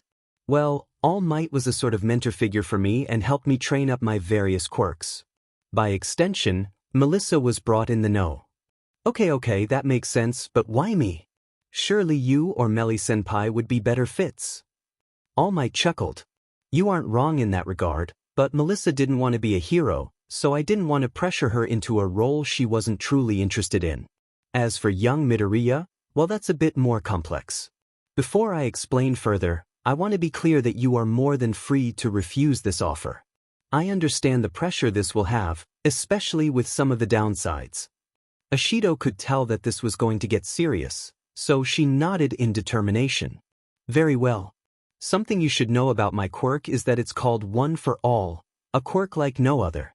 Simply put, it grants me my extraordinary strength, speed, and durability, with the added effect of being able to be transferred to another person. Oh, seriously? So, you could give me all your super strength just like that? Yes, though there is the potential for some serious backlash if one doesn't have a super fit body. Luckily, as hero students, that isn't a huge issue. The real issue is the target that will get painted on your back. All Might clenched a fist. Obviously, if any villain finds out about the secret of One for All, they could threaten you to transfer it to them. The real issue is the man who gave me my wound. His name is All for One. This got both Melissa and Izuku's attention. All Might had never gone into detail about the villain who wounded him, and they never asked for the details. All for One was a villain from the dawn of quirks. Named after his main quirk, he had the ability to take and give quirks at will. He's been after One for All ever since he accidentally created it. It's the one quirk he can't take. Wait, back up a bit. This All for One guy accidentally made the one quirk he can't take. Ashido asked. Yes, One for All can only willingly be given. You see, All for One had what seemed to be a quirkless brother. But the brother had a secret quirk that only allowed him to transfer it to another person. Hardly useful, but when All for One transferred a stockpiling quirk to his brother, the two quirks combined to form One for All. Wow. The creation of one of the most powerful quirks was formed by the combination of two quirks. Is it like a quirk marriage situation? Does it happen often, or is it super rare? Izuku muttered. The ability to take and give quirks. Such a unique quirk with enormous potential. Honestly, this guy is wasting such an ability on villainy, though then again, villains in general waste their quirk. Melissa analyzed. Of course, the two quirk nerds would geek out at One for All and All for One. They're so cute together. Both Ashido and All Might thought. Anyways, back to what I was saying. My fight with All for One is what gave me my wound. I thought I had killed him, but the Nomu is evidence that he is around in some capacity. The Nomu? Wait, that makes sense. Shigaraki did say it had shock absorption and super regeneration. That would be sufficient evidence the guy survived. I understand if you decline the offer. But rest assured, I will do everything in my power to make sure All for One is taken down for good. Ashido was silent for a moment. Can I ask why me? Like you know Midoriya personally. He has all his extra quirks. Wouldn't that make him a better successor? Well, we don't know how the transfer process would work when combined with bounty.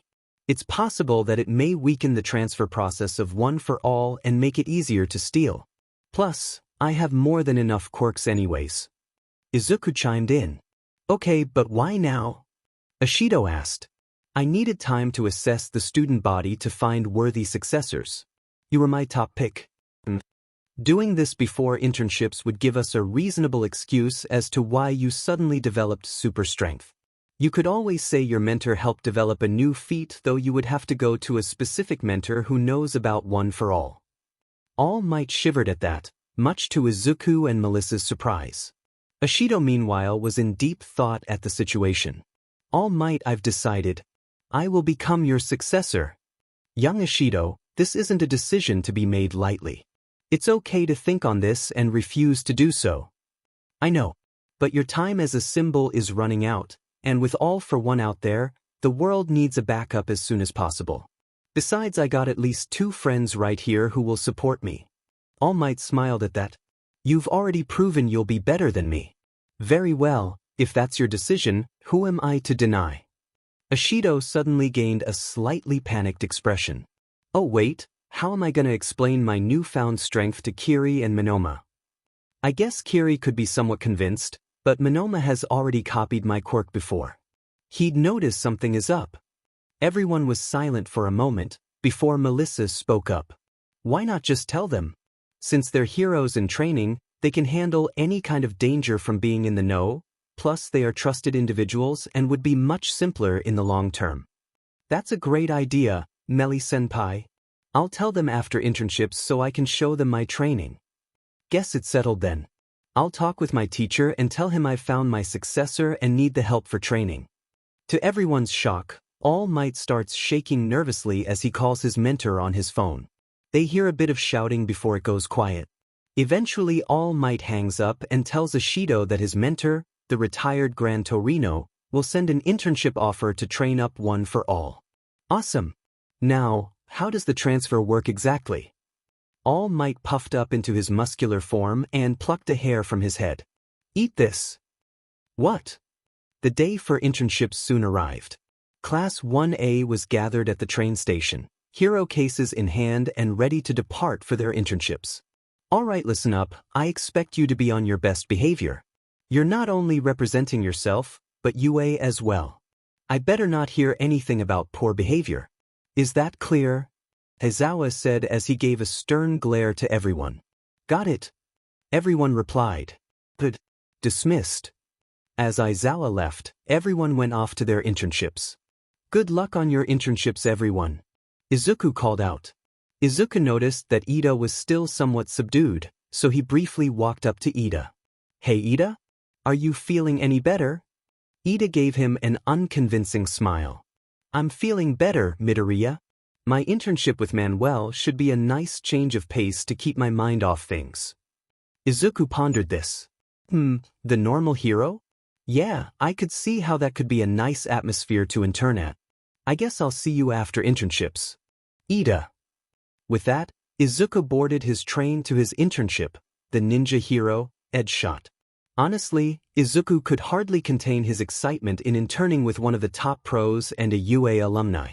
Once he arrived, he stopped to marvel at the ornate traditional-looking Japanese-style building before heading in. When Izuku entered, he was surprised to find the interior pitch black. Feeling cautious, he transformed the tips of his hair into string to sense the air vibrations around him, while also activating nourishment to enhance the carrots he ate to see better in the dark. Izuku was immensely grateful for his quick thinking as he was able to dodge the incoming slash from a hidden person. The mystery person didn't let up and continued to try and slash his face off with what he could tell were some sort of razor claws quirk. Shifting into his string form allowed him to avoid and wrap around the enemy. Before Izuku could do anything else, he had to unwrap himself from the enemy to avoid a barrage of shuriken. Izuku was outclassed here with these unknown but skilled enemies. He flattened himself and slithered around, hoping to avoid getting caught. Luckily, the coloration of his string gave him some level-up build in camouflage. He slithered into a vent and slowly made his way towards a light in the far end. Once he slithered out, he saw Edgeshot sitting cross-legged on a cushion, sipping tea. Transforming himself, he was about to tell him about the unknown enemies when he held up a hand. Edgeshot finished his tea before speaking. I must say, I didn't expect you to evade my sidekicks. You truly have exceptional skill, Midoriya. I guess that was a test to see how I'd fare against a sneak attack like that? Correct. I wanted to see your reaction time and reflexes since that's a huge part of why our quirks are so effective. I'm quite glad to see you have a solid foundation in this. Well, Killer Threads was the quirk I had to most practice with, given how versatile and complex it is and how its applications could be copied by yours and best genus quirks. Yes, full-body transformation type quirks are often quite difficult to master. While a week isn't enough to completely master, especially since we'll also work on your other quirks, I'm hoping you'll build upon your foundation moving forward. Now, let me introduce you to my sidekicks. Edgeshot held a hand to his ear where Izuku could see a communicator. Soon a puff of smoke popped into the room. 3 individuals appeared, with 2 of them holding onto the middle one's arms. The sidekick in the middle was a young, blue-skinned man with black hair, pointed ears, yellow eyes, and most interestingly, a thin blue tail with a small point at the end. He was dressed in a black bodysuit with dark red shoulder pads. Faint wisps of smoke flowed off his body, seemingly being the reason why they appeared so suddenly. The sidekick on the right was a tall young woman with dark purple hair with pink tips fashioned into a ponytail. She was dressed in a gray-blue bodysuit with a furred collar and leaving her forearms exposed. She had gray-purple makeup under her eyes and purple boots with metal spikes on the front. She was giving Izuku a sly smirk. The final sidekick was a male of average height dressed in a gray hooded ninja suit. All Izuku could see of the man were his dark blue eyes. Introduce your hero names and quirks. Edshot said. Name's Dekura and my quirk is called Poison Claws. The woman stepped forward. She then secreted dark purple poison that she then shaped into long claw shapes before solidifying. My poison has a variety of effects such as paralysis, drowsiness, pain, and hallucinogenic. Wow, that's a pretty good combat quirk, especially if she can shape her poison into other shapes. Guess she was the one who tried to slice me. The blue-skinned male introduced himself next. Hello, my hero name is Nightcrawler. My quirk is called Besmoked. It allows me to teleport within 10 feet of any direction by shifting into smoke. Nightcrawler then demonstrated by teleporting in a burst of smoke across the room and back again. The final person introduced themselves as Starstruck and their quirk Shuriken, which allowed them to fire out metal shuriken from his hands. Izuku noted that he seemed a man of few words.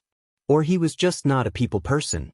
Well, my name is Virtuous and I assume you're in the know about my quirk situation? Yes, I have informed my sidekicks on the matter. Rest assured, ninjas are great at keeping secrets. Now, with introductions out of the way, let's get down to training. Mina couldn't help but express some doubts that the man who trained All Might and apparently taught his homeroom class would live in such a dilapidated building. Then again, with the threat of All for One out there, it's probably for the best to lay low. With that, Mina opened the door and let out a shriek of terror at the sight of what appeared to be the pro-hero lying in a pool of his own guts and blood.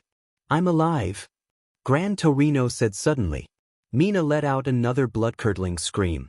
Rock on with these sparkling gazes. Stingingly cute and cat-like. Wild pussycats.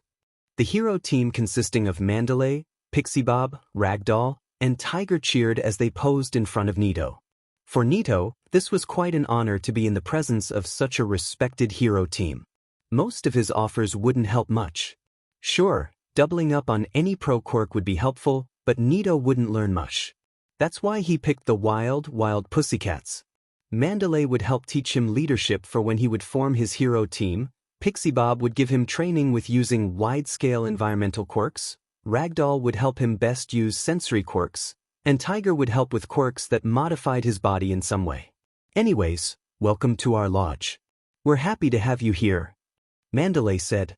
Are you ready to push your body to the absolute limit and go plus ultra phantom thief? Tiger growled out. Nito gulped at the intensity but gave him a confident smirk. Of course, I'm always following my school's motto. Tiger gave him a nod of respect. Good, training starts in 5 minutes. Nito quickly changed into his tracksuit and stretched. He could tell that this was going to be a grueling internship. Mina's whole body was sore. Gran Torino was not only a taskmaster, but a trickster as well. She would have found his fake-out death hilarious if he hadn't tried that on her. She thought he was just a senile old man, until he demanded she use one for all on him as he darted around. Mina had to be mindful of using her acid, lest she dissolve Gran Torino's stuff. She figured that he wouldn't appreciate that. This just left her with using Corrosive Veil, which was her name for using one for all as a full body power boost. Despite that, she still couldn't come close to landing a hit on Gran Torino. Eventually, Gran Torino showed mercy and called for a break. You got talent, kid. But I can tell you're holding back your original quirk. Probably because you're mindful of not destroying my stuff. Which, while nice, doesn't help you long term. Plus, you're still not fully used to using one for all in combat. So, tomorrow we're going out to fight some low-level scrubs. Mina would have cheered if she had the energy to do so. She settled on a tired yay from her slumped position on his couch. Stain was both annoyed and disappointing. He had been scouting out Hosu for the next fake to cull when he was asked to an alliance with the League of Villains. The apparent leader was just some petulant manchild who simply wanted to destroy whatever happened to PSS him off. Stain had enough. The world didn't need another villain who thought they were hot sheet. He quickly paralyzed the Warper, before pinning Shigaraki down with a knife to the shoulder. You a-hole. We don't have any healers in this party. Kurogyri. I can't move, Shigaraki. He must have used his quirk on me. The League of Villains will always be weaklings without conviction. Stain growled out. To his slight surprise, Shigaraki reached up and disintegrated his knife. Without conviction? Well, here's your precious conviction. If the world wants to worship All Might, I'll crush the symbol of peace and the world. So there is a seed of conviction buried within you. All people show their true self at the brink of death. I shall leave you alive to see how you will grow and prune you if necessary. Shigaraki got up, muttering under his breath that he didn't want him and ordered Kurogyri to take him away. Stain scoffed at the attitude but ignored it in favor of the swirling purple portal connecting back to Hosu. As Stain made his way to the portal, he noticed a photo in his peripheral vision. Feeling mildly curious, he took a closer look, only to growl at whose photo he was looking at. Izuku Midoriya, the latest host of Bounty, now posing. As a hero, Stain, like all major villains, had kept tabs on the latest history of Bounty. While the trail had gone cold, Stain instantly deduced the kid as the latest holder. Normally he wouldn't go after kids, but he'd make an exception for him. Actually, it seems we have a common enemy. I'd like to call this faker Izuku Midoriya. I can't seem to find where he lives, but perhaps with your resources, I might have a better chance. Shigaraki perked up at that. Oh really? You're not thinking of killing him to obtain bounty, are you? Stain scoffed. As if I'd accept ruining myself with that. No, I want to kill him because he's posing as a fake hero while parading around his quirks. The boy probably has an ego a mile wide, or at least will have one. Better to kill him now before he grows too much. So, you wouldn't be opposed to us obtaining it for research purposes? I suppose not. If they happen to use bounty to make more of those Nomu, I'll just kill them and destroy their research anyways. Excellent, it seems we've come to an agreement. We'll keep in touch and let you know when we have more information on Midoriya. Stain nodded before entering the portal back to Hosu, planning the next fake to call. Izuku was sparring with Dakura and Nightcrawler. Izuku was pleased with his progress. He could shift into killer threads much faster and had even found a workaround for its low offensive power by spinning like a drill to focus his power. His other quirks found some improvement as well. Nourishment's boost was a bit better than before, his resistance and control with Ire Fire improved, and he was starting to handle moving graviton when in motion. Edge Shot then called for a break. As everyone was resting up, he cleared his throat to get everyone's attention. Just a heads up, but the HPSC has requested us to head to Hosu to take down Stain. Really? Like I know he's taken down multiple heroes, but they were all low-level ones. Seems a bit much to ask a top 5 pro to handle this. Dakura said. Normally yes, requesting a top pro to specifically go after one specific person is a bit overkill, but his most recent victim was Ingenium, a pro with a higher rank and public involvement. The commission is growing concerned Stain is getting bolder and wants to nip him in the bud, so to speak. Edge Shot replied. Edge Shot then faced Izuku. Because we're going after a known hero serial killer, I'm allowing full use of your quirks to defend yourself and save civilians if need be. But the odds of you running into Stain by yourself is quite low. Damn it. Edge Shot jinxed me. Things started out okay when they arrived at Hosu. Things took a turn for the worst when a group of Nomu landed in the middle of the city. Edge Shot commanded himself and the sidekicks to fan out and assist the civilians. Using his newfound techniques learned from Edge Shot, he quickly scaled across the buildings, saving civilians along the way. In the corner of his eye, he noticed a flash of metal. Investigating, to his horror, was Stain standing over the prone form of Ida and Native. Izuku quickly sent out an SOS on his phone before striking a punch across Stain's face. Izuku dropped down and dragged Ida and Native towards the end of the ally and placing himself in front of them. Midoriya, what are you doing here? This is my fight. Ida yelled. Stain perked up at that. Oh, Seems to be my lucky day if one of my quarries is here for me to slaughter. Stain rasped out. Izuku paid Stain no mind. Look, Ida, I know you don't like me, but how could I call myself a hero if I abandoned a person in need simply because we don't get along? Stain paused, then grinned. Ah, perhaps I was too hasty in my judgment. Maybe you do have a glimmer of heroic potential inside you. Let's put that to the test. Stain lunged forward, swinging his katana down.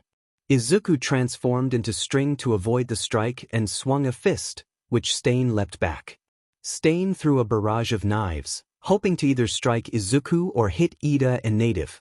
Izuku split his arms into multiple strings and waved them around. Stain was confused until he noticed various gems fall to the ground. Clever, using your various quirks to your advantage and protecting the injured. Ironic, isn't it, ingenium? What are you talking about? Ida asked. It's simple. You rushed in to attack me out of revenge while ignoring Native. Why, I bet you didn't even notice him and only focused on your thirst for revenge. So having this boy with the world's most infamous villain's quirk go out of his way to save you, well, it's quite a sobering thought, isn't it? Ida was silent, shame filling him up. He couldn't believe that Stain was right. Here he was, thinking he was the better hero student than Midoriya, all because of his quirk, only for him to try and kill someone against the law and for Midoriya to save him. The fact that Stain of all people gave him this wake-up call was disheartening. And now, Midoriya was getting involved in his mess and being forced to save him. Ida vowed that if he ever got out of this alive, he would change for the better. It doesn't matter whether Ida came here for revenge or not, what gives you the right to decide who's a worthy hero or not? Izuku declared. Stain grinned and started swinging his katana, while occasionally throwing a blade. Izuku weaved around the strikes and compressed the knives into gems before activating delusion on Stain. Stain paused as his body was barraged with overstimulation. His vision was bombarded with a kaleidoscope of colors, his hearing was blasted with blaring sounds, and he felt a painful sensation all over his body. Stain had to admit it was clever to overwhelm him like this. However, he didn't get to where he was without conditioning himself. He felt his katana leave his hand, presumably having turned into another gem. Stain then clenched his fists hard enough to draw blood. This managed to focus him to push past the illusions. Seems the boy isn't fully experienced with delusion. A lesser foe would be felled. Stain suddenly felt something touch his head and he fell into darkness. When he awoke, he noticed he was trapped in a black void. It felt like he was underwater. Stain noticed he wasn't struggling to breathe, which meant this was all in his head. With a bit of struggling, he willed himself to swim up, hoping to break the surface. As soon as Stain broke the surface, he was suddenly in a different location. Looking around, he seemed to be in some sort of control center.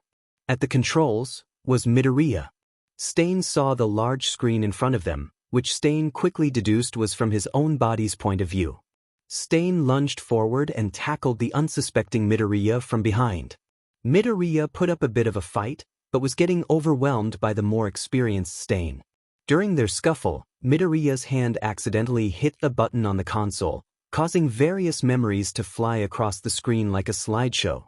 Using the flying memories as a distraction, Stain pinned down Midoriya. Just before knocking out Midoriya, the final memory he witnessed was Midoriya running to save a civilian from getting bounty passed to him. Izuku blearily woke up. He had never encountered someone else with the willpower to overcome body snatch.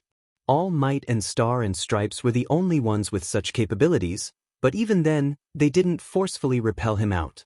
Suddenly, he felt a white-hot flash of pain across his face before slumping down and unable to move. Stain staggered forward, lowering a dagger dripping with blood. You did well, Midoriya. You've proven yourself a true hero, especially with that memory I witnessed. I shall spare your life. Tell me your hero name so I may add your name to the list of heroes allowed to kill me. It's virtuous, and I won't let you kill Ida or Native. Izuku gritted out. Virtuous, huh? A splendid hero name. I will watch your career with great interest. As Stain made his way closer to the prone form of Ida, Izuku racked his brain for ideas. I can't move a muscle, which means nourishment and killer threads are out. Stain is out of graviton, gemify and body snatches range, and he's found a workaround for delusion. That only leaves. With newfound desperation, he released a controlled stream of ire fire into the sky. The close proximity to the heat caused Stain to momentarily pause and turn around. This was a huge mistake for him, as the bright light distracted him from the glowing fist courtesy of Mina Ashido. Midori, you okay? Oh my god, you're bleeding. Ashido. Protect Ida and Native. Also be careful, his quirk paralyzes somehow. It's by ingesting blood. He stabbed both me and the kids and liked their blood. Native weakly chimed in. Got it. Ashido replied. Normally the girl was a bundle of excitability, but this time having actual lives on the line and facing the hero killer on top of the responsibilities of the next. Symbol of Peace had the cheery girl serious and focused. Ashido coated herself in a layer of acid to block Stain's blades and went in, skin glowing a darker pink with her use of corrosive veil. Ashido was able to evade Stain's strikes and land powerful strikes while doing chemical damage with her acid coating. From Izuku's position, he used delusion to further throw Stain off his game. Ashido corralled him towards Izuku, who then used graviton to slow them both down. Ashido was able to use One for All to power through the increased gravity, but Stain had no such advantage. The repeated blows, acid burns, and mental damage from forcefully breaking free from body snatch all added up for Stain to be defeated. Izuku slowly started to get up. Seems Stain's quirk is wearing off. Wonder if it's because of the amount or if he's unconscious. Izuku and Ashido helped Ida and Native up. As they exited the ally, Edgeshot and his sidekicks arrived. After assessing the situation, they detained Stain with some sturdy cuffs before sending the four of them off to the hospital. As Stain was placed into the police car, he was raving about how society was plagued with rot and that the only worthy heroes were all might and virtuous. Izuku and Ashido paid the raving words of a lunatic no mind, unaware of the ripples Stain's speech will cause. Unbeknownst to everyone, an armored figure was observing them from the roof of a building. They placed a hand at their ear to activate their communicator. This is Death reporting in. I have observed the target in action and sent in the recording. Excellent work as always, Death. Pestilence will be pleased to study your findings. Shall I engage? The target is tired and vulnerable. I could follow him to the hospital and extract him. Negative. Don't engage yet. Report back with us. We have some potential allies to recruit. With that, the armored figure leaped away into the night. The energy inside the hospital room was awkward.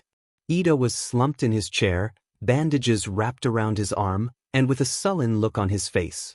Ashido was leaning against the wall, a somewhat serious expression on her face. He himself was sitting on his hospital bed. Izuku didn't have any bandages, having healed himself with nourishment and killer threads. Ida eventually broke the silence by standing up and bowing to Ashido and Izuku. Ashido, Midoriya, I want to humbly apologize for dragging you two into my personal mess and putting you in grave danger. Ida then turned to face Izuku directly. I also wish to apologize for my behavior and attitude towards you all semester. It fills me with great shame that it took facing down a deranged serial killer and him pointing it out for me to acknowledge my faults. Ida bowed lower. I understand if you don't accept my apology. I've been nothing but disrespectful to you. What I can promise is I'll strive to be a better person moving forward. After a moment of silence, Izuku spoke up. To be honest, Ida, I don't hold a grudge against you or anything. I honestly expected more of our classmates to have some pushback about me being a hero. And at the end of the day, you were at best passive-aggressive and condescending to me. I thought for sure someone would have tried to be physically violent towards me. Izuku's thoughts drifted back to his middle school days when Bakugo used to use his quirk on him for the slightest provocation. Then again, I'm sure if anyone did try to physically bully me or even bully me in general would probably get kicked out of the hero course or expelled. They were interrupted from their musings when a man with a dog head walked in their room, followed by Edgeshot, his sidekicks, Manuel, and a short old hero, whom Izuku assumed was Gran Torino. This is Hosu's chief of police, Kenji Tsuragami. Grand Torino stated. Izuku, Ashido, and Ida all made their way to bow to Tsuragami until he put up a hand to stop them. So, you're the UA students who brought down the hero killer, huh? You should know that Stain has some serious injuries. Acid burns, multiple broken bones, and who knows what issues with his mental state. Right now he's at the hospital under strict watch. Woof. Tsuragami continued his lecture, talking about the use of quirks against other people and why vigilantism is against the law. Ashido was about to angrily speak about the necessity of stepping in, but a glare from Gran Torino forced her to keep quiet for now. That being said, punishment would only occur if we went public with it. We could reasonably say Edge Shot took down Stain, with the acid burns coming from Dakura. It was unanimously decided that Edge Shot and his sidekicks would receive the credit for Stain's arrest. While it would have been nice to have nationwide fame, it was much better than having their hero careers cut short due to vigilantism. Once everything was settled, the students returned to continue their internships. Edge Shot decided to have Izuku train body snatch and get used to unexpected repels to not leave him so vulnerable in the future. The training was difficult, but well worth it to Izuku. 9 was standing atop a hill, gazing at a faraway storm brewing on the horizon. He had heard of the capture of Stain and the rumors that he was in an alliance with the League of Villains. 9 pondered for a moment. While a god such as himself wouldn't dare lower himself to seek assistance towards others, even he knew the goal of a world where the strong lead rule over the weak couldn't happen at this current level. 9 was about to seek out the League of Villains when a cheerful voice called out to him. Well, howdy there. Are you the man whom people call 9? 9 whirled around, summoning nearby clouds to condense into a storm, ready to blast the stranger with a lightning bolt. The stranger in question was wearing a tan cloak, concealing the stranger's features. From what 9 could see, the figure had dark red hair, covering half their face. The few facial features he could see were the figure's red eye and freckles arranged in a triangle shape under their eye. The rest of their outfit was a black bodysuit and protective combat vest paired with black leather boots. Who are you? 9 coldly asked, the clouds rumbling in warning. The stranger smirked. Name's Mikuri Akiyama, code name Crimson. And I have a proposition for you. 9. The voices of Slice, Chimera, and Mummy cried out as they ran into view, getting into fighting stances to defend their leader. Crimson grinned at the sight. Perfect, I was hoping to say this in front of your comrades. Look, the two of us have the same goal of making a world where the strong rule over the weak. However, we both lack the sufficient numbers to do this. Which is why I'm proposing a challenge. You versus me, to put our ideology to the test. Losers willingly submit to the stronger foe. How about it? 9 scoffed. Oh please, I doubt you'd hold a candle to my power. You don't even have any minions around. That's because we didn't want to reveal ourselves just yet. From the shadows, a tall blonde man dressed in a white suit and black furred coat strode into view. The man was smoking a cigarette and held his hands in his pockets in a casual manner. 2 other figures appeared on the other side. One was clad in dark purple armor while the other was a pale-skinned man with shaggy navy blue hair and small brown horns. The pale-skinned man was snickering and rubbing his hands together in anticipation, before taking out an iPad from his lab coat. There was a tense standoff before 9 answered.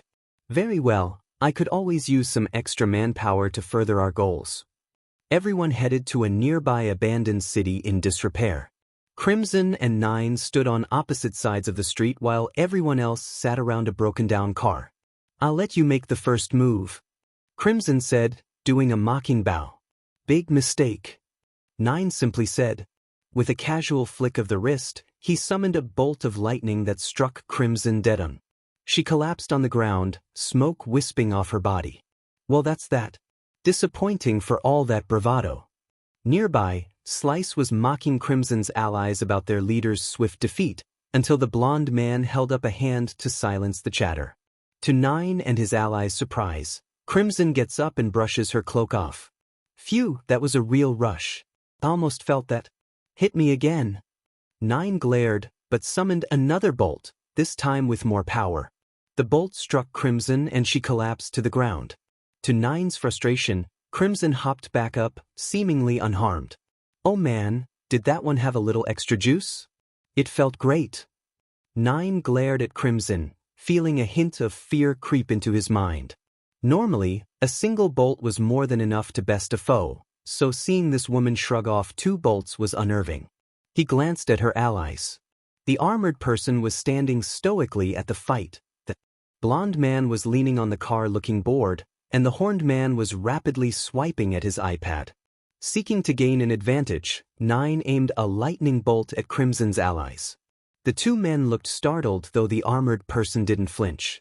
When the dust settled, Crimson was standing over her allies. The wild grin on her face was gone, replaced with an angry look on her face. All right, Nine, I was humoring you. But involving my crew in our one-on-one fight is a real move, you beefy. Chains began to wrap around Crimson's forearms. To Nine's shock, she leaped at him with blistering speed. She punched Nine in the stomach and sent him flying into a building. Nine! Slice exclaimed. She was about to leap in to defend Nine, consequences be damned. Suddenly, she collapsed on the ground, covering her ears in agony. She turned to see the blonde-haired man aiming a hand at her, sound waves emitting from his hand. Stay out of the fight. The man stated. Slice could see her teammates in a similar state against Crimson's allies. Mummy was twitching on the ground, body covered in purple liquid, while the armored person had what seemed to be an energy blade merged into Chimera, who was curling in on himself and shivering. The horned man was gleefully cackling at Mummy's plight. Haha. My poison has seeped into your body and paralyzed all your voluntary muscles while leaving you in withering agony. Chimera, meanwhile, was groaning in pain.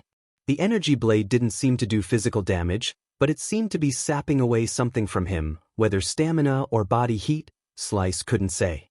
Crimson created chains from her hip that clipped to 2 large blades. She then grasped the chains and began to rapidly spin them. Nine crawled out of the hole he was punched into. Blood was dripping from his forehead, and he was wheezing and coughing up blood. Nine summoned a flurry of hail, hoping to bombard Crimson. Crimson countered by spinning her blades to deflect the hail before sprinting at Nine. Nine blasted her with lightning, who simply absorbed the hit with her chain gauntlets.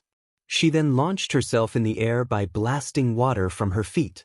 Nine tried to blow her away with a gale of wind, but Crimson shot out her chain blades to stab into a nearby car. She then pulled the car forward to block the wind before swinging the car at Nine. Nine barely dodged the car and reflexively brought up his arm to block a swipe from Crimson.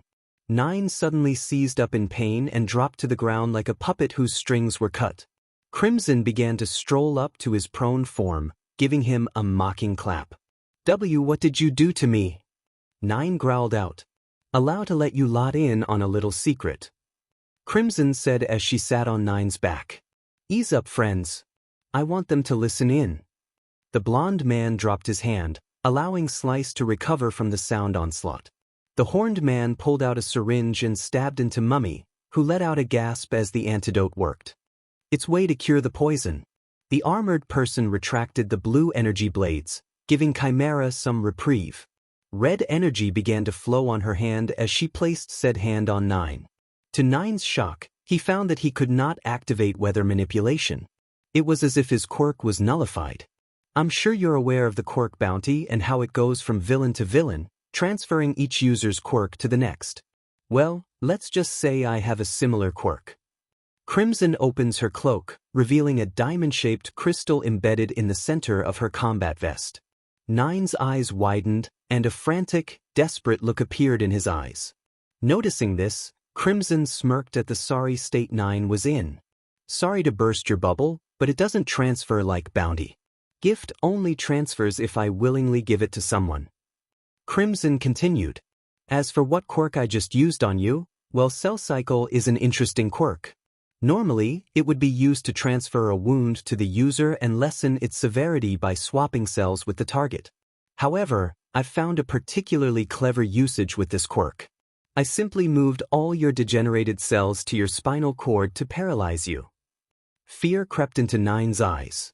A god like him, reduced to this pathetic state, while Crimson had naught but a scratch on her, It was inconceivable. As for the other quirk, well, nullify is pretty self-explanatory. It's a shame I can't use any quirks on the hand with nullify activated. But it's a small price to pay and well worth it. Crimson turned to face Slice, Mummy and Chimera. Now, since I've bested your leader, even with him attempting to attack my crew, are you still going to honor the deal? The three of them looked to each other before Chimera shrugged. All right, I'm in. Slice and Mummy gasped. Chimera, how could you? After everything Nine has done for you, you're just going to jump ship like this? Mummy exclaimed. Hey, a deal's a deal. Besides, Nine went ahead and tried to attack her crew. Kinda goes against proving one's strength if you have to use bystanders to try and win. Mummy paused, then mulled over Chimera's words. While he swore allegiance to Nine, it did make logical sense. Plus, Mummy had to admit that Nine lost points in his favor attacking Crimson's crew. Very well. I suppose I shall honor the deal. You too, Mummy? Slice exclaimed. It's not ideal, but Nine agreed to this and lost, even with his attempt to attack Crimson's crew. Slice fell silent. While she owed Nine her life after saving her and wanted to build a world where the strong rule the weak, even she could not deny the weakness Nine showed during the fight. I suppose I shall also honor the deal. But mark my words, I will leave if I don't find our goals aligned. Very well, and I do respect the confidence. Crimson replied before facing Nine. What about you, Nine? You gonna honor the deal, even if you technically violated it? Nine gave a defiant glare to Crimson. A god does not bow down to anyone, even in the face of adversity. Mark my words, I will defeat you and take my rightful place as the ruler of the new world. Cute speech. A shame you won't join up, but don't say I didn't give you mercy. With that, Crimson deactivated Nullify. Nine felt this and immediately began harnessing his power to strike her down. Suddenly, he felt sensation return to his body, before a white-hot spike of pain struck his brain and everything went dark. What did you do to him? Slice asked. I simply moved his degenerated cells to his brain. A quick death, even if he may or may not have deserved it. Now, let me take you to our base of operations. I shall explain everything there. So where the hell are we going? Chimera said gruffly. To our secret base. Crimson cheerfully said. Slice, Mummy, and Chimera were seated in a small jet along with Crimson and two of her cohorts. The tall blonde-haired man was piloting the jet to an unknown location. So, I think a good way to start on the right foot is to introduce ourselves. You all know my name, but what about you guys? Crimson said. There was a tense silence between the villains, before the armored individual spoke up. Very well, if Crimson commands it, then so be it.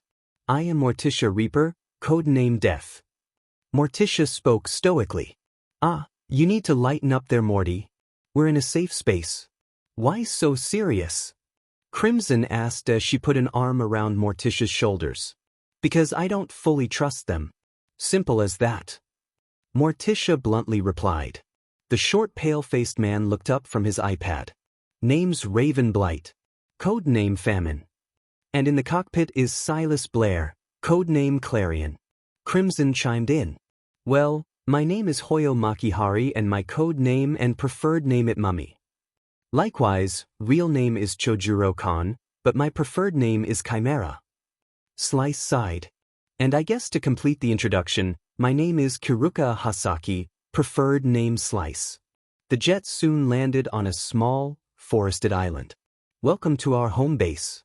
Let me give you the grand tour. Crimson said. They made their way to a hidden base. Crimson placed her hand on a hand scanner, spoke a password, and used an optic scanner to open the large doors. Crimson showed Mummy, Slice, and Chimera the barracks, library, mess hall, and lab. For the final part of the tour, let me introduce you to the rest of our crew. They're not strong enough to be a member of the Seven Seals, but they do good work keeping tabs on the news and our targets. The room was filled with various computer monitors showing various fires and news reports detailing the rising death toll. Everyone, I'd like to introduce you to our newest team members to the cause. Crimson said. This is Leo. Crimson said, gesturing to a well-built man with a lion mutation. Eileen. A woman with yellow skin and short teal hair waved. Mac. A Hispanic man with a large brown scorpion tail nodded. Interestingly, his left hand was replaced with an emerald green claw. Prosthetic. Ferdinand. A man with a bull mutation snorted, which Chimera replied with a low growl. Hawkins. A man with an eagle mutation adjusted his glasses and nodded in acknowledgement. Dolly. A short woman with a sheep mutation gave a small wave. Domino. A dark-skinned woman with wavy green hair grinned.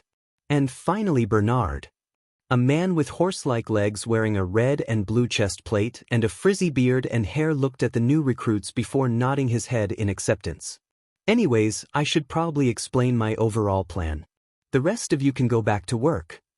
Raven took the cue to head to his lab, while the rest of the lower members turned back to their monitors. Silas pulled out a cigarette and slumped in a nearby chair. Crimson clapped her hands. So, as you know, I have the cousin Quirk to bounty. The big step to building a world where the strong rule the weak is to obtain bounty and have it combine with gift for the ultimate quirk.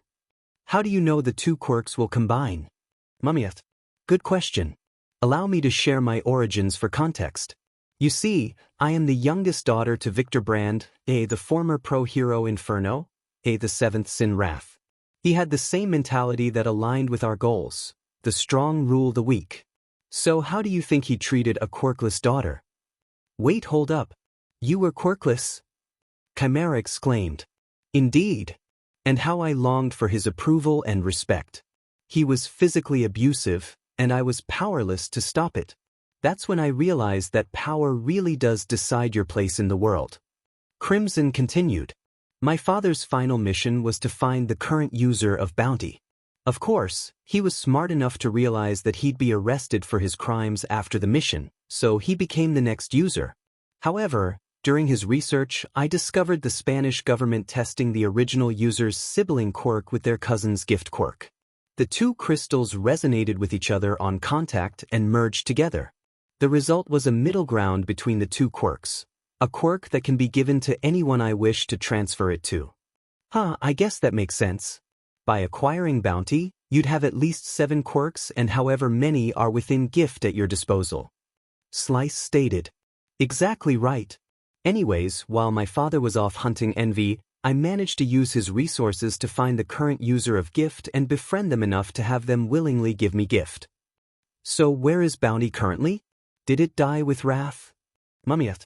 We thought so too until Raven discovered the recent winner of the sports festival using killer threads and Morticia watching him use Ire Fire, Gemify, and Body Snatch against Stain. Crimson pulled up a video of the current user of bounty. Izuku Midoriya, a student in Class 1A at UA High. This is our target. Since we don't want to tip off the heroes that people are after him, we're observing him from afar and waiting for a chance to conveniently capture him. Crimson claps her hands together. Okay, now that we've finished our introductions and plans, feel free to get settled in. I'll call you for a team meeting later. Coming back to class was pretty surreal, especially after the events during the internships. Everyone was chatting about their internship experiences. Izuku overheard snippets of Ashido and Ajui's conversations regarding their internships. Ajui noted that she helped stop some drag smugglers while Ashido mentioned assisting during the Hosu incident. He was brought out of his musing from a tap on his shoulder. How were your internships, my friend? Minoma asked. Oh, it was pretty informative. Edgeshot and his sidekicks were amazing and taught me so much. Oh, I don't doubt that. Edgeshot isn't a top pro for nothing. I did hear that he was involved in the capture of Stain. Izuku got nervous, knowing that he wasn't supposed to talk about the incident. Oh, I didn't do much. I was relegated to saving the civilians while Edgeshot did all the heavy lifting. Even so, to be in close proximity to such a heinous villain is terrifying. I'm glad you're all right. Izuku smiled. Thanks, Minoma. Class resumed as normal. During Heroics class, All Might divided the class into 4 groups of 5 to race within Ground Gamma. Izuku managed to pull ahead of his group by swinging and reeling himself with killer threads.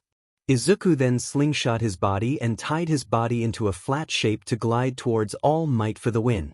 Excellent work, young Midoriya. All Might then leaned in to ask him to meet him after class. The second one from Izuku's group was Kodai, who enlarged a pole to quickly cross the pipes.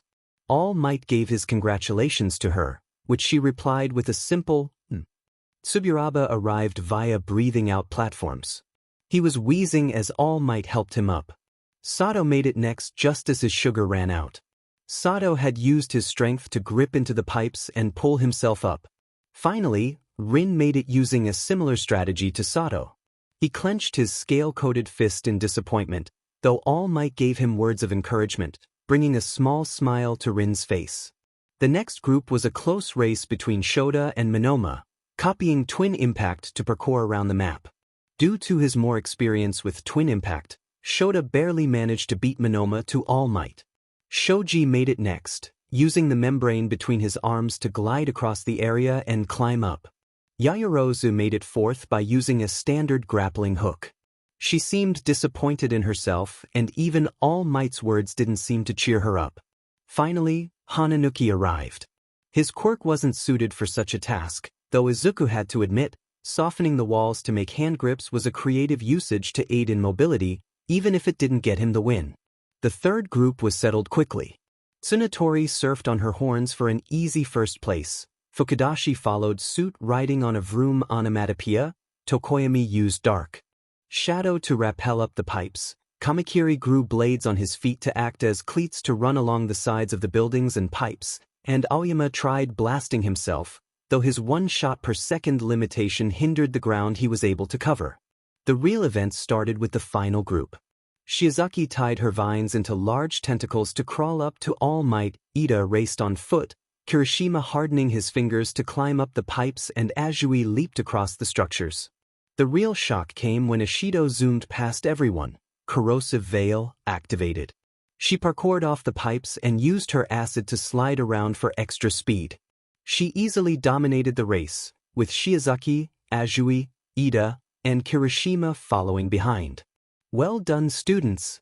I am pleased to see such improvements in everyone. Class dismissed. Izuku walked with Kirishima and Monoma back to the locker rooms. Man, Ashido went crazy out there. She completely outclassed everyone. I gotta step up my game if I want to keep up. Kirishima said excitedly. Indeed. It seems her internship was quite fruitful. Though I am curious as to how she managed to use such speed. Monoma mused. Oh, that reminds me, All Might asked us to meet with him after school. Izuku said. Did he say why? Kirishima asked. No, just that we aren't in any trouble. They quickly changed into their school uniforms before heading to All Might's office. Izuku knocked. Come in. The three of them entered to find All Might sitting on a couch, with Melissa and Ashido sitting in their own chairs. So why did you call us in, All Might? Kirishima asked. It is something that concerns young Ashido. What we are about to tell you cannot leave this room. With that, All Might deflated with a cloud of steam and back to his small might form. Whoa! What the hell? What happened to you, All Might? Kirishima questioned. This is my current state after a fight with a dangerous villain 5 years ago. Anyways, I called you in to discuss my quirk, or rather young Ashido's new quirk. New quirk? You mean her super speed? I thought that was just a clever application of her quirk. Kirishima said. Not quite. You see, my quirk 1 for all can be transferred to another person, as it has done for the past couple years. I have chosen you, Ashido, as my successor. Midoriya, you don't seem surprised at all this. And why is Shield Senpai here? Monoma asked. I had brought them in on the know to ask them to find worthy candidates for 1 for all. We decided on young Ashido, with the 2 of you as runners-ups. The reason why we're telling you all this now is because young Ashido insisted on telling her closest friends. Kirishima clenched his fist and shed tears that All Might considered him a potential worthy successor. Monoma puffed his chest in confidence, but everyone could tell that he was genuinely touched. Exactly right. Can't leave out my horn buddy. Ashido said cheerfully. Plus, we'd rather not have you point out that Ashido has 2 Quirks when you eventually copy her quirks. Izuku said to Monoma. Actually, can I even copy one for all? Based on how you described it, one for all sounds like a stockpiling quirk, which I can't copy. You can't copy certain quirks? How fascinating! Both Izuku and Melissa exclaimed. Their gazes snapped to each other before they looked away with furious blushes on their faces. Yes, certain quirks that require a resource to be built up, like Fatgum's fat absorption quirk, aren't copied over. In One for All's case, I'd probably only get the strength of the original user and not the built-up version that Ashido has. Monoma said, Amazing! Both Izuku and Melissa whispered. Monoma had a small grin on his face. It was nice to have friends who thought his quirk was cool. So, like, how are you gonna explain to everyone why you have super speed and super strength? Kirishima questioned. Oh, that's easy. Midori had the bright idea to say I learned to pump my acid throughout my body to achieve feats of strength and speed, with those feats increasing as I train. Ashido proclaimed. Monoma put a hand to his chin. I suppose that excuse works. And if people question why I can't pull off that trick as effective, I can claim Ashido has far better mastery and control than me, since while I gain an instinctive know-how on how a quirk functions, I don't copy the user's complete mastery. Well, that's all I wanted to discuss with you all. Be sure to study up. Midterms are fast approaching. All Might said. Oof, yeah, good point. My grades aren't super good. I should probably hit the books. Ashido dejectedly said. Same here. Kirishima chimed in. With that, everyone took their leave, unaware that the villains were making their moves and preparations.